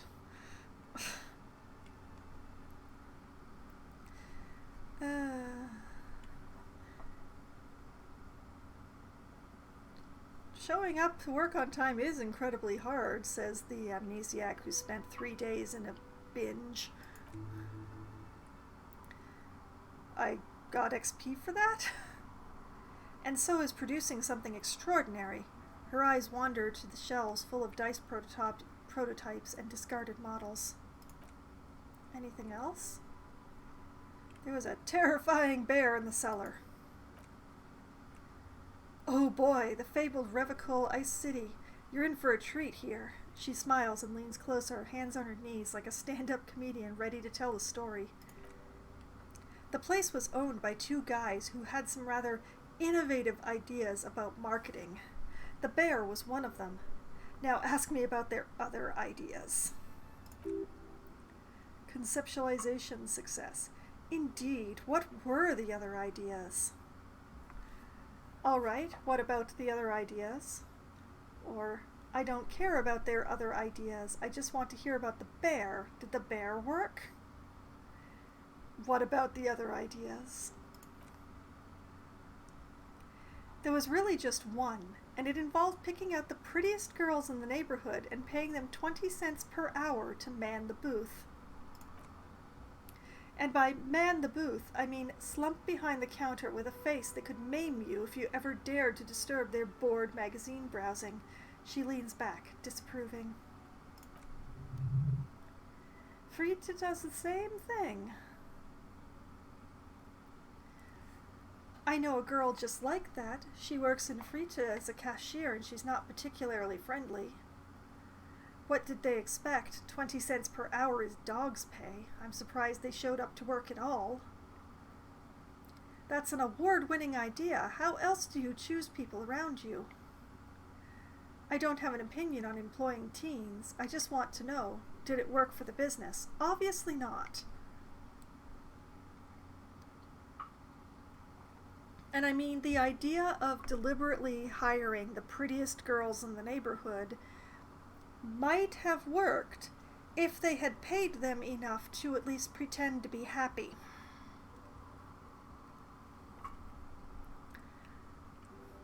I'm surprised they showed up to work at all. Oh, but they did. They did show up to work, and not alone. There were also acne-ridden girlfriends and gorilla-like boyfriends loitering near the ice cream stand. Oh boy. And they already had the bear. She closes her eyes as if remembering something painful. What about the bear? Or it didn't work out? No, what about the bear? The bear, she repeats, pressing her thumbs into her temples, like trying to suppress a headache. It didn't work out then? Of course not. The bear was terrifying. No one wants ice cream guarded by a hostile apex predator. To make matters worse, the fridge didn't work too well either, and half the ice cream came out malformed and partially melted. Eventually, Revocol Ice City lost a price war to its rival, Glacé 5000. Glacé 5000 sold caramel sundaes for only 5 cents apiece, out of regular fridges. Nods solemnly. It's the market doing its job. I'm sure the bear was doing its best. Or, the bear was scary. Every time I saw that bear, I felt scared, like it could become alive at any moment now. I hate the grammar in that last one. I'm sure the bear was doing its best. Maybe, because the taxidermist who made that bear definitely wasn't. Doing his best, I mean. How come? He said the bear was his vision beast. He said he met his vision beast while high on desiccants. He called it Megatherion. Conceptualization success. Sounds cool. Half-light success. Scary, but cool. Electrochemistry failure. Why is everyone doing drugs in this place? Even the taxidermist. My electrochemistry is not happy with me because I refuse to, keep getting high or drunk or what have you. Even though I have the means at hand, so to speak.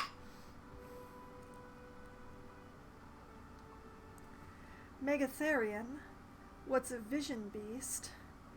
Or, very cool, but I don't want to hear about bears anymore. Let's move on. Megatherion? Megatherion, nods the dice maker. A mega wild beast.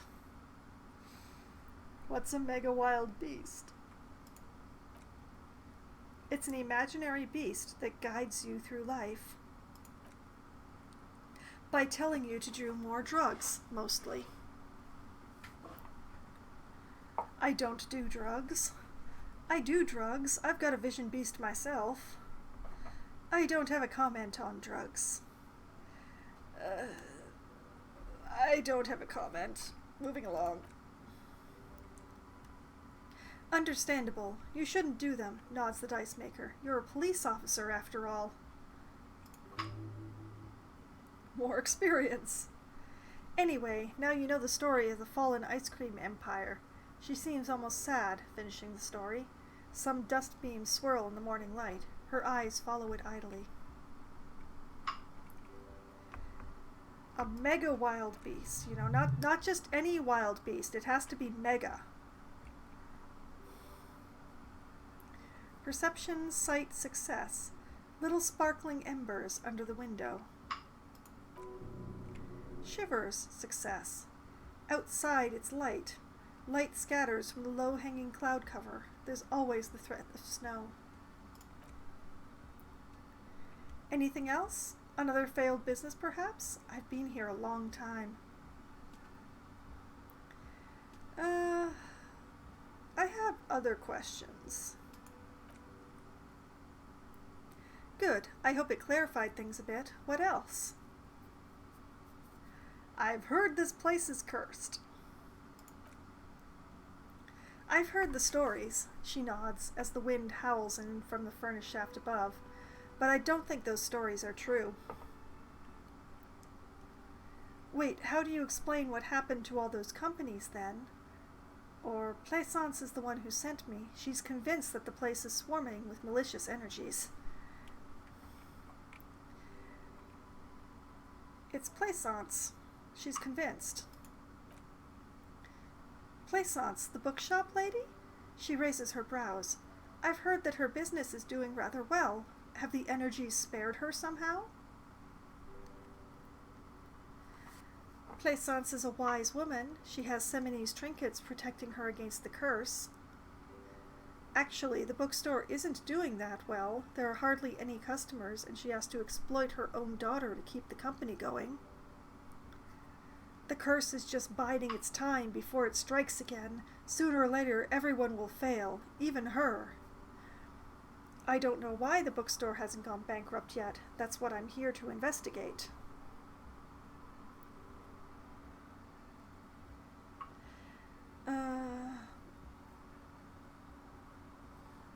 I don't know why the bookstore hasn't gone bankrupt yet. That's why I'm here. All right, but it's not just the bookstore that's still up and running. What about the Whirling in Rags? Some people say it's part of the building complex. Hold on, the Whirling is part of the doomed commercial area? Yes, but it's still a separate building. The malicious energies can't reach there. No, the Whirling isn't doing well either. Its waitress just took off and customers have trouble paying bills. You're right, the Whirling doesn't really look like it's cursed.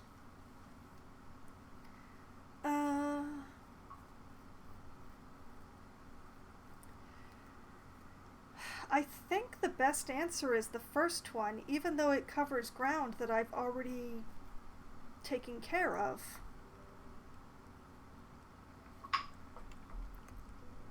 The Whirling is part of the doomed commercial area? You could say so. Both houses were built at the same time and under the East Delta Commerce Center project.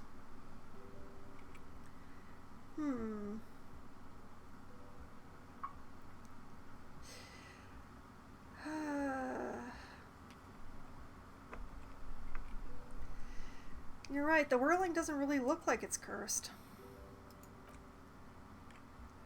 And then there's me. She sighs, looking at her messy work table. All kinds of tools lie there scattered, from knives to carving files to wire cutters. I've been here for 14 years, selling novelty dice to role-playing enthusiasts. Not exactly a million real business idea, yet somehow I've survived despite the talk of malicious energies. Strange, isn't it? Half-light success. It's because she's in cahoots with the demons! Drama success. Maybe it's just because she's so talented that she's been able to woo the curse? Plaisance thinks it's because you're the source of it, a malignant entity. It's because you're competent and dedicated to your craft. The curse doesn't affect people like you. The curse will get to you, have no doubt about it. It just doesn't care about earthly time frames. I'll be the first to admit there are many inconsistencies in this so-called curse. I'm not going to tell her that Plaisance thinks that she's a malignant entity. So many inconsistencies. Very weird. I was just about to ask. She leans forward in her chair to study your face. What do you think? Do you think the curse is real? Half-light success. The jig is up. The she-demon knows you've uncovered her true identity. I think it still might be you that's causing this. Narrow your eyes, very mysteriously. I'm starting to see that there is no curse, only business decisions and natural market fluctuations. Honestly, I'm still not sure. This world is a puzzling place.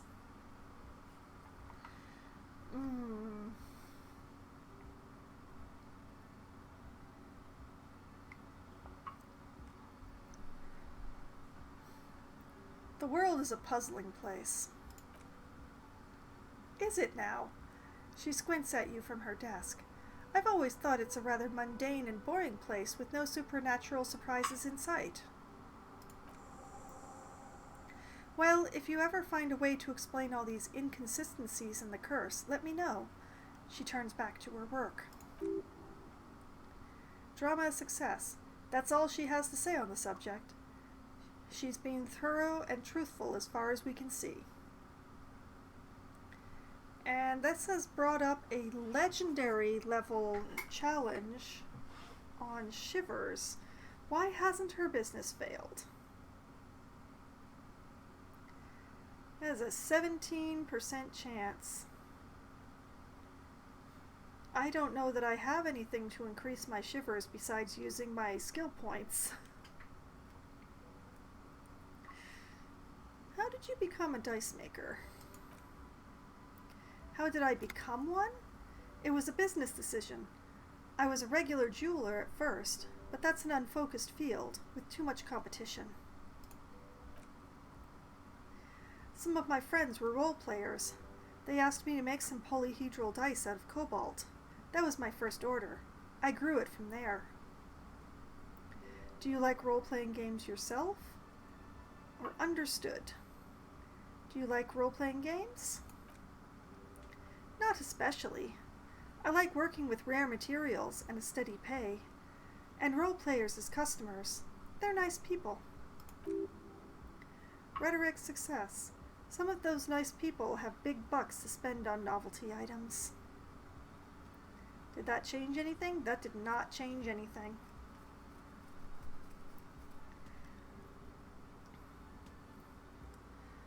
What do you know about the man who was lynched behind the whirling in rags? Nothing, really. I didn't know him. Kim. The lieutenant looks at his notebook, then at the woman under the large window. 14%. I don't know. I'll maybe try it at the end of the conversation, but I want to... Your window looks directly onto the courtyard. You're saying you didn't see or hear anything unusual last Sunday evening? I'm sorry, Detective, but as you know, I usually have my headphones on when I'm working. It shuts out most of the daily ruckus behind my window. What do you mean by the daily ruckus? And you never took your eyes off the work to look out of the window? Do you often work Sunday nights? I see. Thank you for your answer. We're not ready to conclude yet. Do you often work Sunday nights? It's an odd profession, making dice for people, but I like it, and I prefer doing this to sitting at home.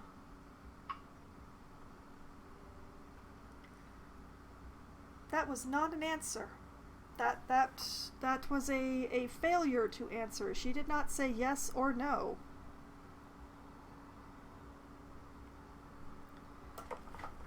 What do you mean by daily ruckus? Well, there's always something going on in the Whirling's backyard. She stops to try and come up with an example. During daytime, there are usually those kids, and lately I've been seeing a lot of drunk workers hanging around about. Must be because of the strike. Drama success. She's heard of the murder, but did not see it, sire. She looks up at the window. Pale light comes in. But I never saw anyone during that fateful Sunday night, I'm afraid. You never took your eyes off your work to look out the window? I might have, she admits, but in this case all I would have seen is my own reflection staring back from the darkness. Visual calculus success. It's light here, but dark in the yard at night. It's really hard to make out anything out in the yard when it's dark outside. Besides, I rarely get up to look out the window when I'm in the zone. Perception sight success. This person values focus above all. She keeps her sharp sight on the instruments before her. I see. She nods. Anything else, officer? 17% chance. Here goes. Cross fingers. Success! Success on a 17%! With no modifiers!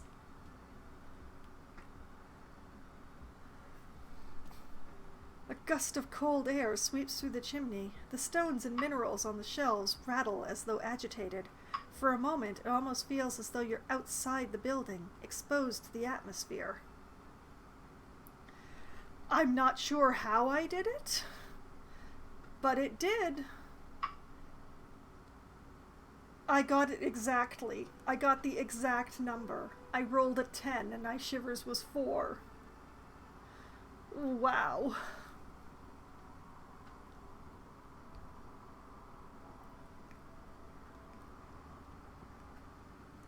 Hey, Neha, the curse is real, and I figured out why it has spared you. This is still just a theory, but hear me out. I think I know why your business hasn't failed. Oh ho ho ho. I figured it out. I figured out why it spared you. Didn't we already talk about this? She asks as the wind continues to seep in through the cracks in the old chimney. It's because you're not in the same building as the others. This isn't technically the doomed commercial area. What are you talking about? She says, shaking her head. My address is exactly the same. Rue de Saint-Ghislain 10. Shivers. No, the old coal plant that used to be here was subsumed into the new venture, its ruins swallowed up, yet it has a different address in the heart of the city. No, this used to be a coal plant. Touch the safety curtains. You're in a chimney of another building. This doesn't make any sense. She looks around the makeshift nest that she has carved out for herself, bewildered. Are you saying my business was spared because of a technicality? Where is this coming from? Let's say I have my own methods. Unusual methods. It has a different address in the heart of the city. I'm just using logic. It's windy in here. You probably haven't properly sealed the chimney crown. Point above.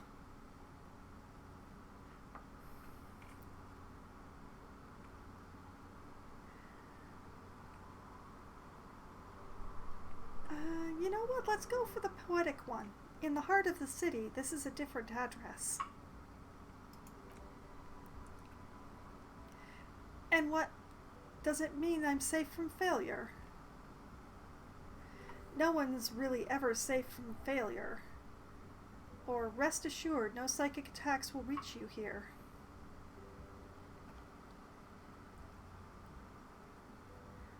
Psychic attacks won't reach you here. She starts laughing, her fingers trying to rub away the exhaustion from her face. What? Or, look away, I want to talk about something else now. What? Do you know what this is? She raises her hand to reveal a piece of metal shining on her index finger. A lucky charm? A Seminese ward? It looks like a regular piece of jewelry to me. I don't care what it is. I only came to tell you about why you haven't failed yet. Award? It's a mourning ring, she replies. I made this when my first company failed.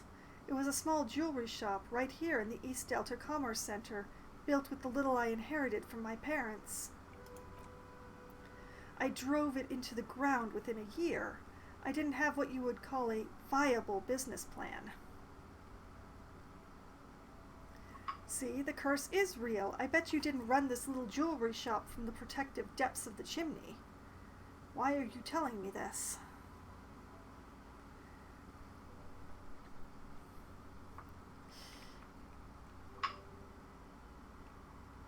Why are you telling me this? It wasn't just the jewelry shop either. I always thought it was just the world, that you were supposed to try again and again until you finally succeed. And now you're telling me what? She closes her eyes. That it was all because I didn't run my little shops and ventures from a dump inside an abandoned chimney?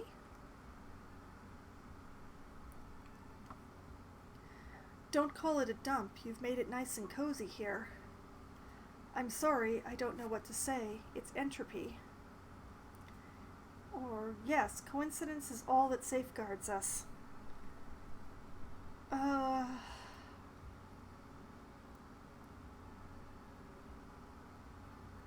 Coincidence is our only safeguard.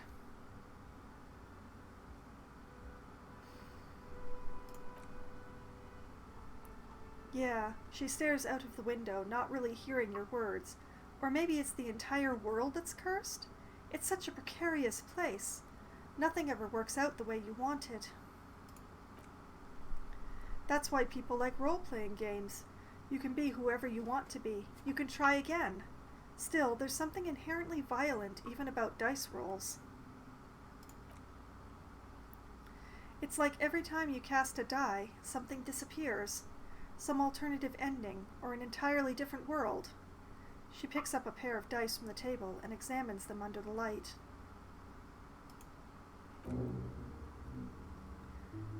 I got a new thought. The precarious world. But anyway, thanks for sharing your theories, officer. She gives you a tired smile.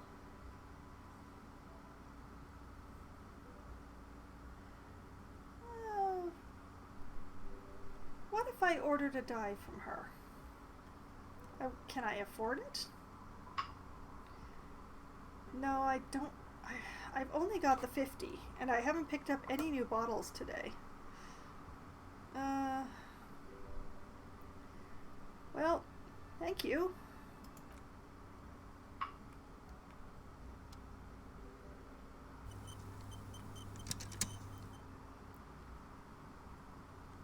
That was quite a conversation. So many quests. And now we stall on the autosave again.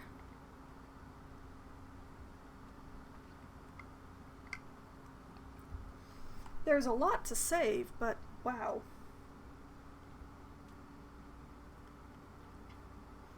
Well, this is obviously not the third mercenary. And very doubtful that it's a malignant spirit like Plaisance thinks either.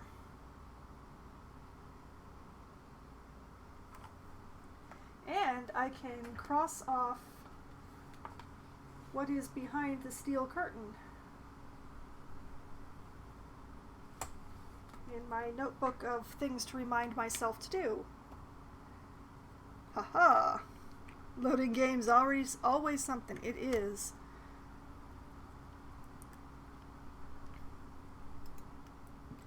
I was hoping that this would be a way up to the roof, but obviously it is not. I'm gonna ask her about the building again. Maybe she knows how to get to the roof. But first,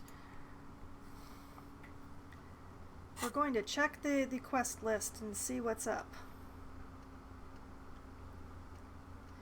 Investigate the doomed commercial area.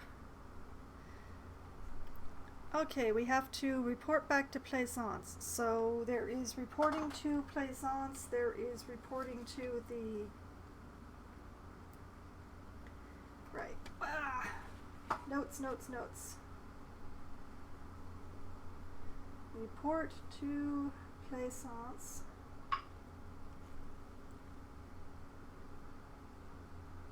Report to the union leader. Because that is also something I need to do that I have not done yet. So I should put it on the list because I forgot about it until just now.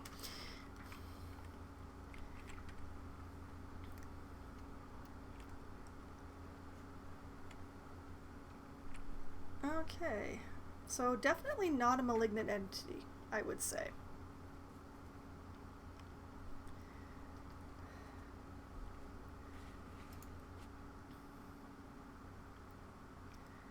And we have produced a new thought.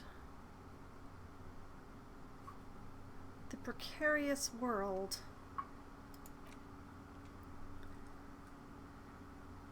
Definitely an entity. Well, everyone's an entity. Alright, the temporary research bonus is all red checks will fail, but it only takes 4 hours. Seems like the point of this game is victory, the absence of defeat on all fronts. Victory in business ventures and creative undertakings. Victory in love and over other people. Political victory. Ideological victory. Hell, even sexual victory. Definitely a lot of object-based victories, too.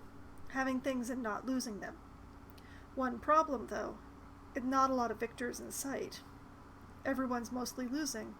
Why is that? And how do you not lose?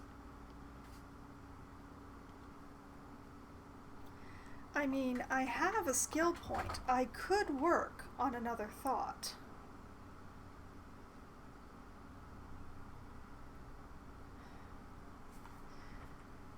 And also, what thoughts do I have here? Learning cap, raise my learning cap for perception. Raised my pain threshold.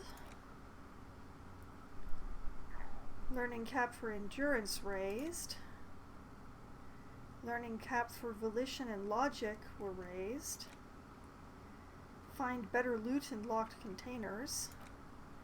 And volition and -1 logic, which is why I keep putting the logic shirt back on, because my logic is being, lessened. But we've also got all these thoughts. The bow collector. -1 authority, -1 hand-eye coordination.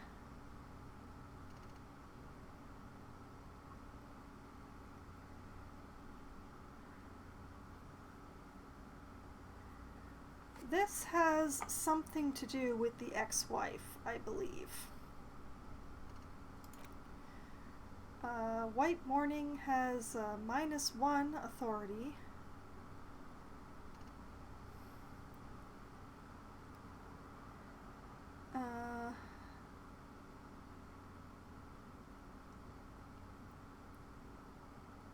I'm really not sure what this one leads to at all. We have finger pistols, which take away quite a bit of savoir-faire.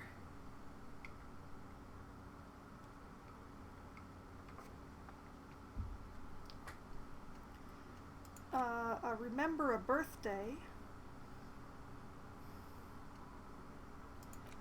A derealization. I'm not sure what this is, honestly.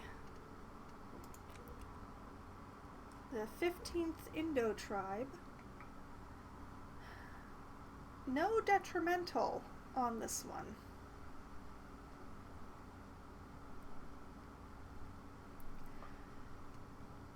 Or this new one with the precarious world.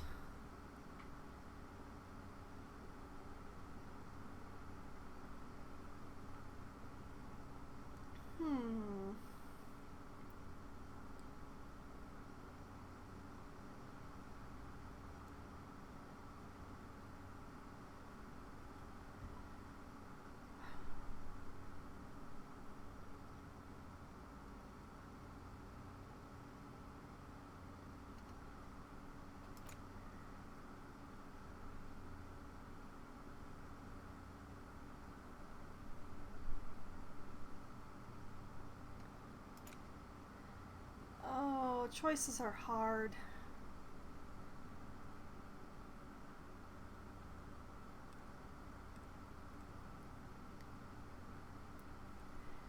You know what? Let's research the precarious world, and we'll just try. I'll just try my hardest to avoid red checks for a little while.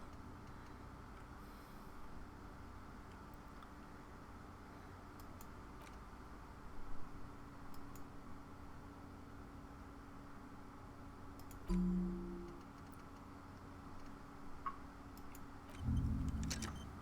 I will make a note here.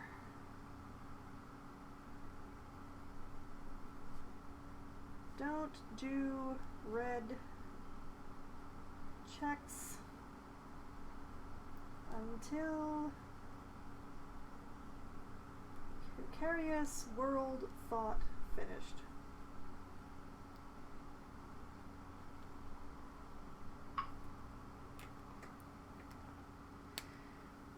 Well, most of them have already been internalized. The ones that are orange here are the ones that I've already finished.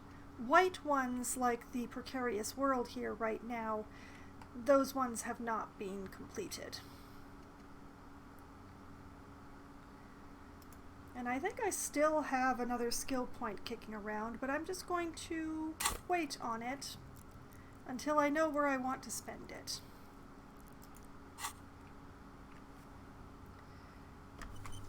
Okay. He's got room for quite a few thoughts as long as he spends skill points on them. 1, 2, 3, 4. There's 5 more visible slots here. So he can have at least 5 more thoughts internalized. But in the meantime, I'm going to see if I can ask her if she knows how to get to the roof. Are you looking for a die? I have more questions about the building, actually. I'm listening. Darn it. More questions about the intercom? I'm pretty sure it still doesn't work, but sure, what do you want to know? Darn it.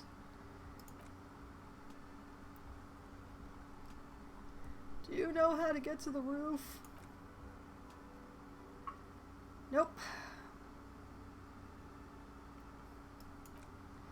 Well, I tried. There's gotta be a way to get to the roof.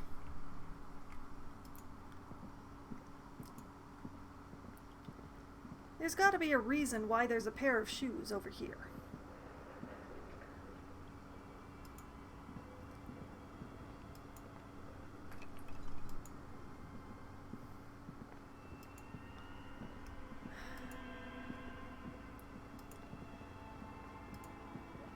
I really must have missed something somewhere along the way.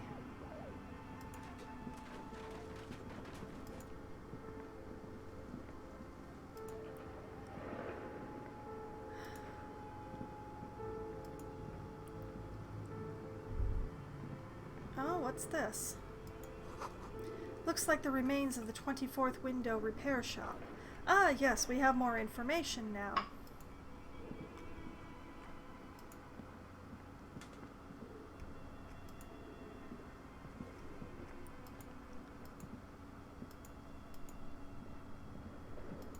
What I would give to be able to rotate this map.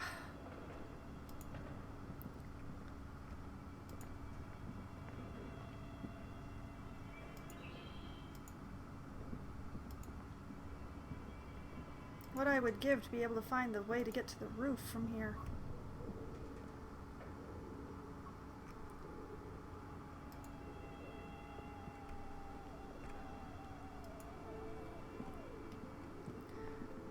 One angle, one camera, one failure to save before going through a door.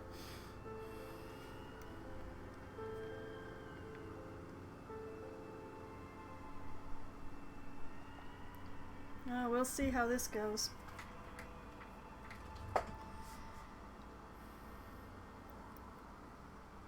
Only one?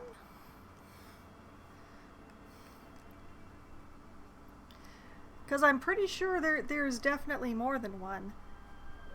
But it is also almost half past midnight.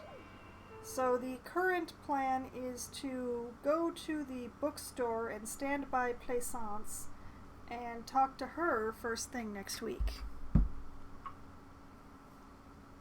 Many troubled characters. So many troubled characters. Here we are. We're going to save now that we're on this side of that door check.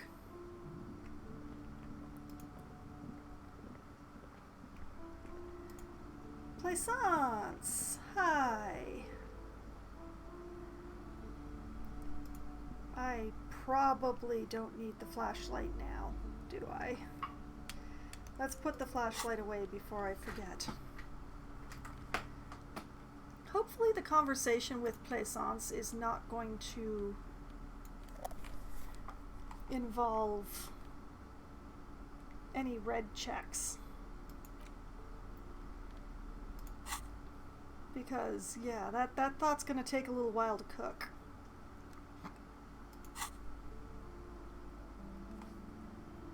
But we shall see.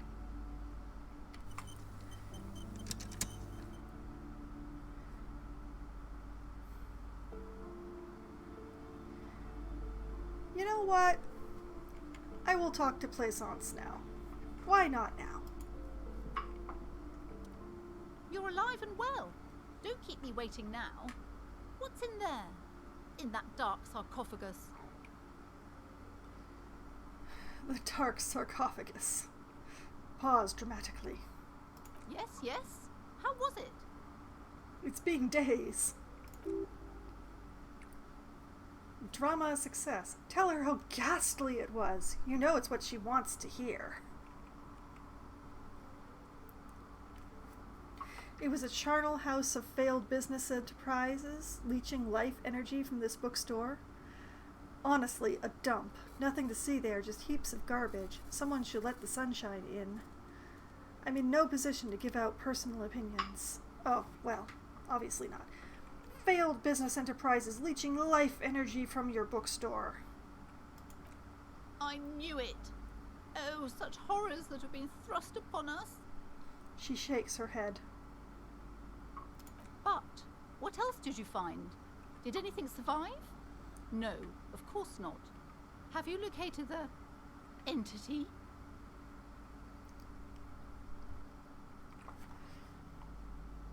I talked to the entity you told me about. Her name is Neha, and she's a novelty dice maker. A novelty dice maker? Her eyes widen. Well, spit it out. Why does she need the dice? For some kind of sorcery? Sometimes they use the ankle bones of sheep. She's not a sorceress or some malicious entity. She's a businesswoman like you. No, ma'am, I have felt her aura. She is not the one to blame for this curse. She may be involved, but I don't have any way to question the malignant entity further. I felt her aura. She is not to blame. I don't understand. If it's not her, then where is the source of the doom? How did she explain the curse? She looks perplexed. Logic success. The narrative she's built herself. It does need tearing down. Composure success. She's squeezing on the pendant too tight. A drop of blood in her palm. Drama success. To hell with it. Perchance you ought to just lie, sire. She says there is no curse because there are too many inconsistencies. Lie. The source is in the taxidermist shop. He became involved in arts darker than taxidermy and brought the void spirits down upon this place. Honestly, I don't have an answer yet. There are still leads to be followed, like that strange radio computer thing. There is another entity, more malignant, pulling the strings in Martinez. Perhaps in my travels I will cross paths with it.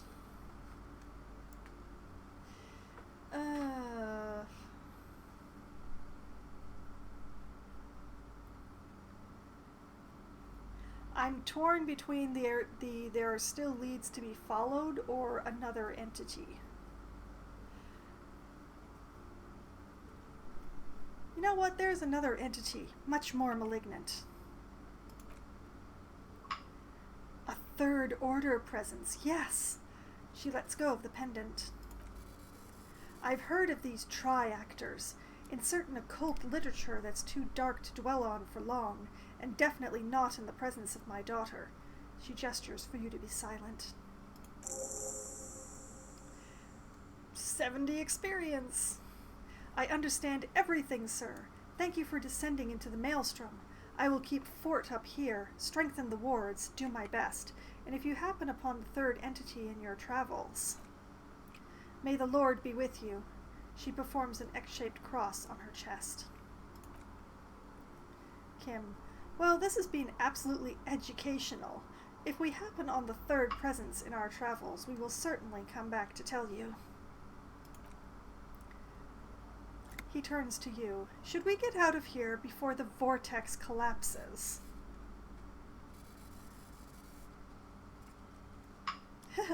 Farewell for now, book peddler. See, I thought that would be a fast conversation, and it was. And we finished another quest, and I can cross off a thing practically as soon as I wrote it in the notebook. Report de plaisance off the list. Which means that reporting to the Union leader is the next best thing on this side of the river.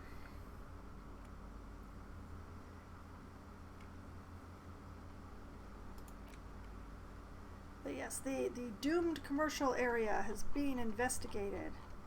That one's way down here. Yep, there it is.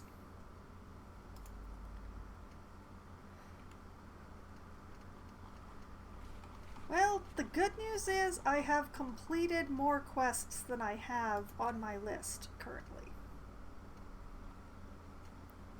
Not counting the hidden quests, because they're hidden.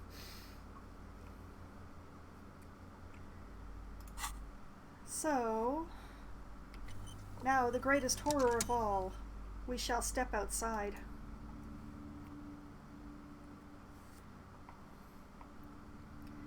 So, I am not going to go all the way to the Union leader. Because I think I should probably put my nose in at the whirling. Maybe after I talk to him, I should look in at the whirling.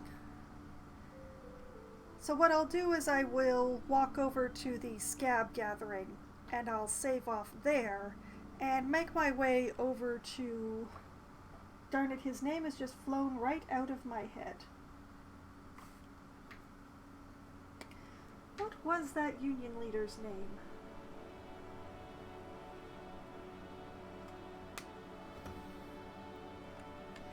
Got to get past the loading screen first. Exactly. So, we are now in the great outdoors.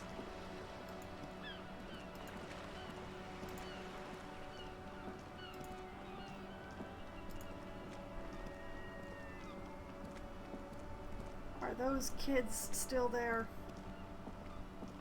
They are, but so is the car, so let's keep moving.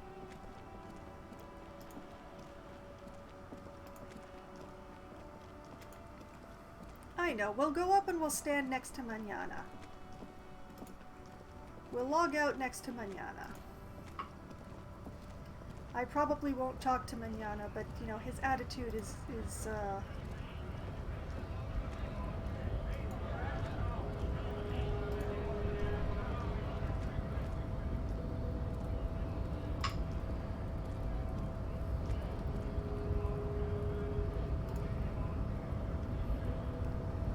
Here we are. This is a good place to save.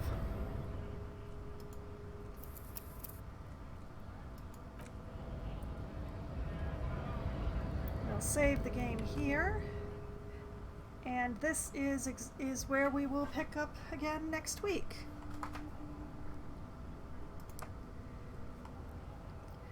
Well, I've gotten a lot of things done today. Very few of them are the things that I expected to get done, but it's hard to complain when I have completed so much. I still have no idea how to get to the roof of the doomed commercial area, though. That is something that I really need to figure out, because it is most likely that the person who assassinated my murder victim shot from that roof. There are also 3 alternative locations that are on the other side of the inlet, but the chances of being able to make a shot that precise from that distance with the technology available, very, very low. Not good. There is so much to this game. There is so much game in this game.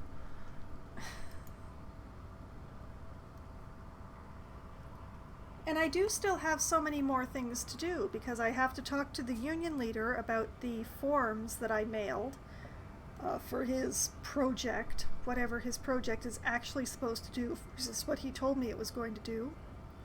I have to talk to those young men over by the church who want to use the church to cook meth, because I really need to actually I need my character to perceive the fact that they want to use the church to cook meth, not to run a nightclub. I need to find the cryptozoologist and his companion, research assistant, whatever it is. I need to find him. I promised his wife I would. I have to find the 3 alternate locations that are possible for my shooter. I have so many things. So many things left. I mean, I can cross a few things. Oh, I need to find a better pry bar. Better pry bar. On the list.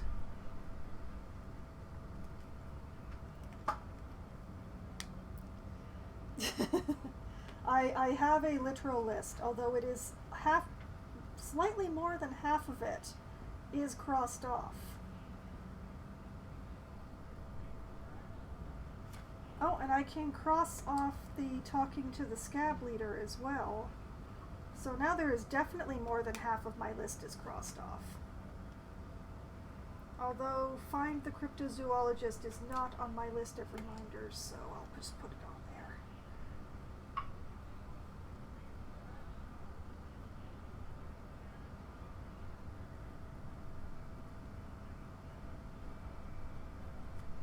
There it is. Okay.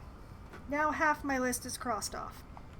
So next week we're going to talk to the union leader, and you can tell how thrilled I am about that. I do not like that character, Sam I am. And then I think we're going to go exploring on the other side of the inlet.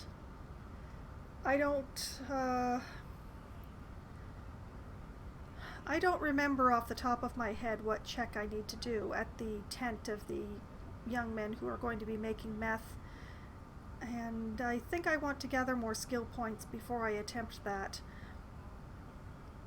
So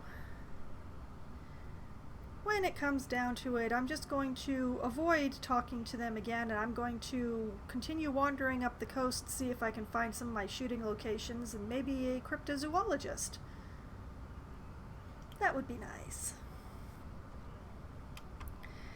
In the meantime, anyone coming in late who has no idea whatever just happened, and they are curious as to how the situation got to where it is, can find all of the previous sessions of Disco Elysium on my YouTube channel.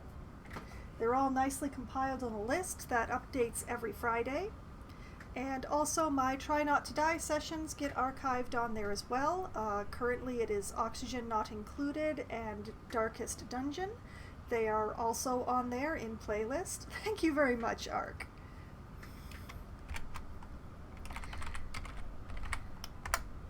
And I will be back again on Wednesday at as close to 7 p.m. as a pack of writers can be gathered into a single chat room to play Among Us with a group of my local friends. And then Try Not to Die Thursday will return on Thursday at 7:30 p.m. with a brand new game. I will be playing Lost Epic with a controller. I'm very nervous. Even if even if there's only one session of the game, it should be interesting. So I encourage everyone to come and watch me try to remember where all my keys are. Because, yeah. I'm going to make a post-it and put it on my monitor, but I don't know if that will save me while I'm watching chat. We'll find out on Thursday. Thank you, Ark. In the meantime, this has been a good night with a large amount of progress. And New Thought is cooking. It should be very interesting to see where that one goes. So I hope to see everyone again next week for Disco Elysium, starting at 10 p.m. Eastern Time on Sunday, where I will be continuing and trying to, work my way through this naughty problem. Time to go cook your own thoughts. Indeed, as should I. So I hope everyone had as much fun as I did tonight, and I hope you all have a great night. Good night.